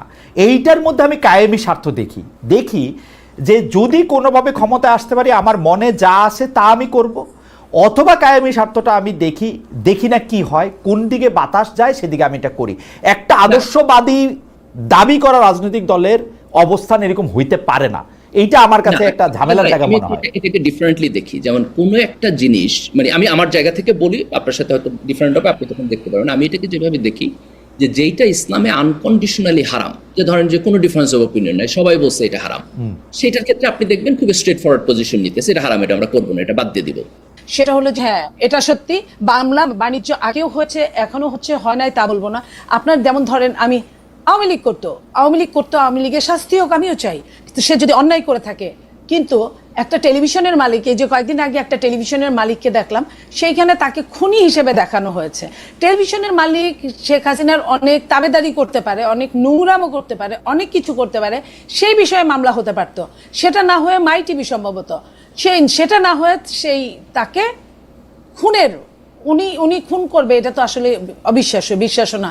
এই জন্য মামলাগুলোর মেরিট অনেক সময় দেখা হয় না, মেরিটটা না ছাড়া এই বিচার না। আমার প্রশ্ন ছিল যে এই বাণিজ্যগুলি, অজ্ঞাত নামগুলি ঢুকায় দেওয়াটা, এটা সারা দেশের স্থানীয় পর্যায়ে বিএনপি নেতাকর্মীরা করতেছে কিনা? এটা শুধু বিএনপি করতেছে তা না, যে যেভাবে মামলাগুলো দিয়েছে, আপনার সবাই এনসিপি জামাতও করতেছে, 1-2% করতেছে, তারা ওইভাবে কাটছে, ঝুঁকাচ্ছে, আবার কাটছে, এবং পুলিশও করতেছে। পুলিশ আগেও মামলা বাণিজ্য সবসময় উৎসাহ দিত, উদ্দীপনা দিত, এখনো পুলিশ কিন্তু এখানে পিছিয়ে নেয়। কারণ মামলা হলেও এটা হলো শাকের করা, দুই দিকেই কাটে। আপনার মামলা যে করতে যাবে তারও সমস্যা, আবার যে মামলা থেকে যখন ছাড়া পাবে সেটাও সমস্যা। সেই জায়গাগুলো থেকে শুধু টাকা টাকা আর টাকা হতে পারে। ওই হিসেবে একজন বিএনপি, আমি আপনার সামনে আছি, আপনি কি আমাকে দেখেন না? আমি যে একজন ভালো থাকার চেষ্টা করি, কতটা ভালো, অবশ্যই আমিও তো বিএনপি, আপনার দিকে তাকাই আমি চাই যে বিএনপি আপনার মতো হোক। খালেদা, আমি 1 মিনিট একটু বলি। জি, দেখেন, একটা পার্টির ভালো হওয়ার জন্য তার 2টা জিনিস দরকার। একটা হলো বেশি বেশি ভালো মানুষদের এই পার্টিতে উঠায় আনতে হবে, রাইট, এবং আর হলো যে পার্টির স্ট্রাকচারাল জায়গায় গ্রিপ আর একটু ভালো হইতে হবে, যাতে করে সে কন্ট্রোল করতে পারে। এবং সে বারবার এই কথা না বলতে হয় যে আমরা তো অনেক বড় দল, আমাদের তো আর এক্স্যাক্টলি। তো আমার বোধ হয় যে এই জায়গাটাতে আইনের অনুশাসনটা হাতে নেই, আমি এটা বলছি, ভূমিকার অভাব আছে আর কি, এটা আমার কাছে মনে হয়। যে সরকার কিন্তু এখান থেকে নিজেকে সরিয়ে নিতে পারে না, সরকার এখানে সরকার দায়ী। সরকার কিন্তু এটা থেকে সরতে পারে না, সরকার কিন্তু আইনের অনুশাসন চালু করেন নাই। রাইট, আমরা আসলে অনুষ্ঠান শেষ করে দিতে হবে। আমরা মানে 1 ঘন্টা একটু বেশি কথা বলে ফেলছি। আমি শেষ মন্তব্য একটু ডক্টর গালিবকে পড়ে শোনাতে চাই, আপনি যদি এটা নিয়ে কথা বলেন। সেই একই ব্যক্তি, উনি আরেকটি মেসেজ পাঠিয়েছেন যে খেলাফত ছাড়া ইসলামে কোনো অপশন নাই। গালিব সাহেব যতই মডার্ন ইসলামের কথা বলুক না কেন, গণতন্ত্র কখনোই ইসলামের অংশ না। আপনি যদি মন্তব্য করতে চান, আপনি একটা মন্তব্য করতে পারেন, তারপর আমরা অনুষ্ঠান শেষ করতেছি। বাংলাদেশে ধরেন যারা ইসলামী রাজনীতির চিন্তা করে, তাদের মধ্যে একটা গ্রুপ আছে যারা মনে করে যে গণতন্ত্র আনকন্ডিশনালি হারাম এবং গণতান্ত্রিক সিস্টেমের মধ্য দিয়ে যায় ইসলাম প্রতিষ্ঠা হবে না। আবার একইভাবে ইসলামিস্টদের একটা বিশাল গ্রুপ আছে যারা এটার সাথে ডিসএগ্রি করে এবং যারা মনে করে যে গণতন্ত্র হলো একটা প্রসেস মাত্র, এটার স্লাইড কিছুটা মডিফিকেশনের মধ্য দিয়ে এটাকে ইসলামের সাথে অ্যাডজাস্টেবল করা সম্ভব। তো আমি বেসিক্যালি সেকেন্ড গ্রুপকে সাবস্ক্রাইব করি। আমি মনে করি যে আধুনিক রাষ্ট্রের মধ্যে ইসলামী মূল্যবোধের রিফ্লেকশন হওয়া সম্ভব এবং এর মধ্যে দিয়ে একটা ভালো রাষ্ট্র। আমার একটা শেষ প্রশ্ন আছে। প্রথমে মানে মনিয়াপার কাছে, তারপর আপনার কাছে খুব অল্প সময় ধরে যদি বলেন, কারণ আমরা পারে আসি। মনিয়াপা, এখন বিএনপি যে রাজনীতি করতেছে বা যে রাজনীতিটা মানে আমরা দেখতে পাচ্ছি, সেইটার সাথে আপনি মনে করেন কিনা যে এরকমই হওয়া উচিত, নাকি এটার মধ্যে আসলে ইমপ্রুভমেন্টের জায়গা আছে, পরিবর্তনের জায়গা আছে, এইটার একটু বাকবদলেরও একটু জায়গা আছে? দেখেন, সমস্যায় পড়লে এক ধরনের রাজনীতি, তখন ওই যে বলেন না যে বানের পানি যখন আসে তখন মানুষের সাপ জড়াজড়ি করে থাকে, তারপরে কিন্তু যখন সাধারণ সময় তখন একজন আরেকজনের শত্রু। সেই জন্য এনভায়রনমেন্ট অনুযায়ী দলগুলো তাদের কাজ করে। এখন আমরা সবাই খুব বিপদের মধ্যে আছি, এখন কিন্তু অস্থিতিশীল বাংলাদেশে আমরা বাস করছি। আপনি তো চলে গিয়ে বেঁচে গেছেন, আমরা আছি, আমাদের প্রতিনিয়ত যুদ্ধ করতে হচ্ছে। আমরা আগেও যেমন মনে করেছিলাম আমাদের জীবনের নিরাপত্তা নাই, এখনো কি আমরা মনে করতে পারি আমাদের জীবনের নিরাপত্তা আছে? অবশ্যই নাই। তো সেই জায়গা থেকে আমরা যখন সাফার করছি তখন আমরা মনে করি যে দল যদি ইলেকশন যদি হয়, আমার ভোট আমি দিব, যাকে খুশি তাকে দিব। যদি এই প্ল্যাটফর্মটা দাঁড় করাতে পারে এই সরকার, দেন আমার মনে হয় বিএনপি একটা উদারনৈতিক দল। বিএনপি অবশ্য কোনো জায়গায় যদি সমস্যা মনে করে, সংস্কার চিরস্থায়ী চলমান, সংস্কার কিন্তু এখানে স্থবির হয়ে থাকে না। বিএনপি সংস্কারের পথে হাঁটছে, ৩১ দফার পথে হাঁটছে, ৩১ দফা আরো বেড়ে গিয়ে কখনো ৩৫ দফা হতেই পারে। মনিয়াপা, আমরা বুঝতে পারছি। ডক্টর কালিব, আপনি জামাত ইসলামী সহ অন্যান্য ইসলামিক দলগুলি, জামাত ইসলামী নিয়ে যদি আপনার কাছ থেকে আমি জানতে চাই যে বর্তমানে যে রাজনীতিটা জামাত ইসলামী করতেছে সেইটাকে আপনি মনে করেন কিনা যেটা ঠিক রাজনীতি করতেছে, নাকি এটার একটা বড় কোনো বাকবদল, পরিবর্তন বা সংস্কার আপনি চান জামাত ইসলামীর? আমি মনে করি যে মানে জামাত ইসলামের কয়েকটা অ্যাডভান্টেজ আছে। একটা হচ্ছে যে এটা মানে খুব লুজ পার্টি না, খুবই অর্গানাইজড পার্টি, এবং তার ফলে তারা এক ধরনের কোয়ালিটি কন্ট্রোল করতে পারে, এবং তারা অনেস্টি এবং কোয়ালিটির যে কম্বিনেশন এখনকার প্রজন্মের মধ্যে আছে, আমি মনে করি যে এরা কালেকটিভলি এই দেশকে হিউজ কন্ট্রিবিউশন করতে পারে। জামাতের দিক থেকে শুধু একটা পয়েন্ট আমার, সেটা হলো যে পলিটিক্যাল এজেন্ডা বেস তাদের যে পজিশন, সেটাকে একেবারে খোলামেলা ভাবে জনপরিসরে তাদেরকে ব্যাপকভাবে আলোচনা করতে হবে যে দিস ইজ মাই স্ট্যান্ড। আমার মনে হয় যে আমি ডক্টর গালিবের কথার একটু একো করতে চাই, যে আমার কাছে মনে হয় যে রাজনীতিটাই করুক না কেন, সেই রাজনীতিটা যদি আমাদের সামনে স্পষ্ট করে, সেটা বিএনপি যদি বিএনপি রাজনীতিটা আমাদের সামনে স্পষ্ট করে, জামায়াত যদি জামাত ইসলামের রাজনীতিটা আমাদের সাথে স্পষ্ট করে, আমরা যারা সাধারণ মানুষ আছি তাদের পক্ষে চয়েসটা করা এটা সুবিধাজনক হয়। মানে চালাকি না করে যদি আমাদের সামনে আসলে ব্যাপারটা তুলে ধরা হয়, সেটা আমাদের জন্য সুবিধাজনক। মনিয়াপা, আপনাকে অনেক ধন্যবাদ ডক্টর গালিব, আপনাকেও। আপনারা দুজন আমাদের সঙ্গে ছিলেন, অনেক দর্শক আমাদের সঙ্গে ছিলেন, তারা বিভিন্ন বিষয়ে নানা রকম প্রশ্ন করেছেন, আমরা নানা রকম প্রশ্ন করেছি, আপনারা উত্তর দিয়েছেন, সেজন্য আপনাদেরকে অনেক অনেক অনেক অনেক অনেক ধন্যবাদ। দর্শক, আবার দেখা হবে আপনাদের সঙ্গে এই 2 দিনের মধ্যে।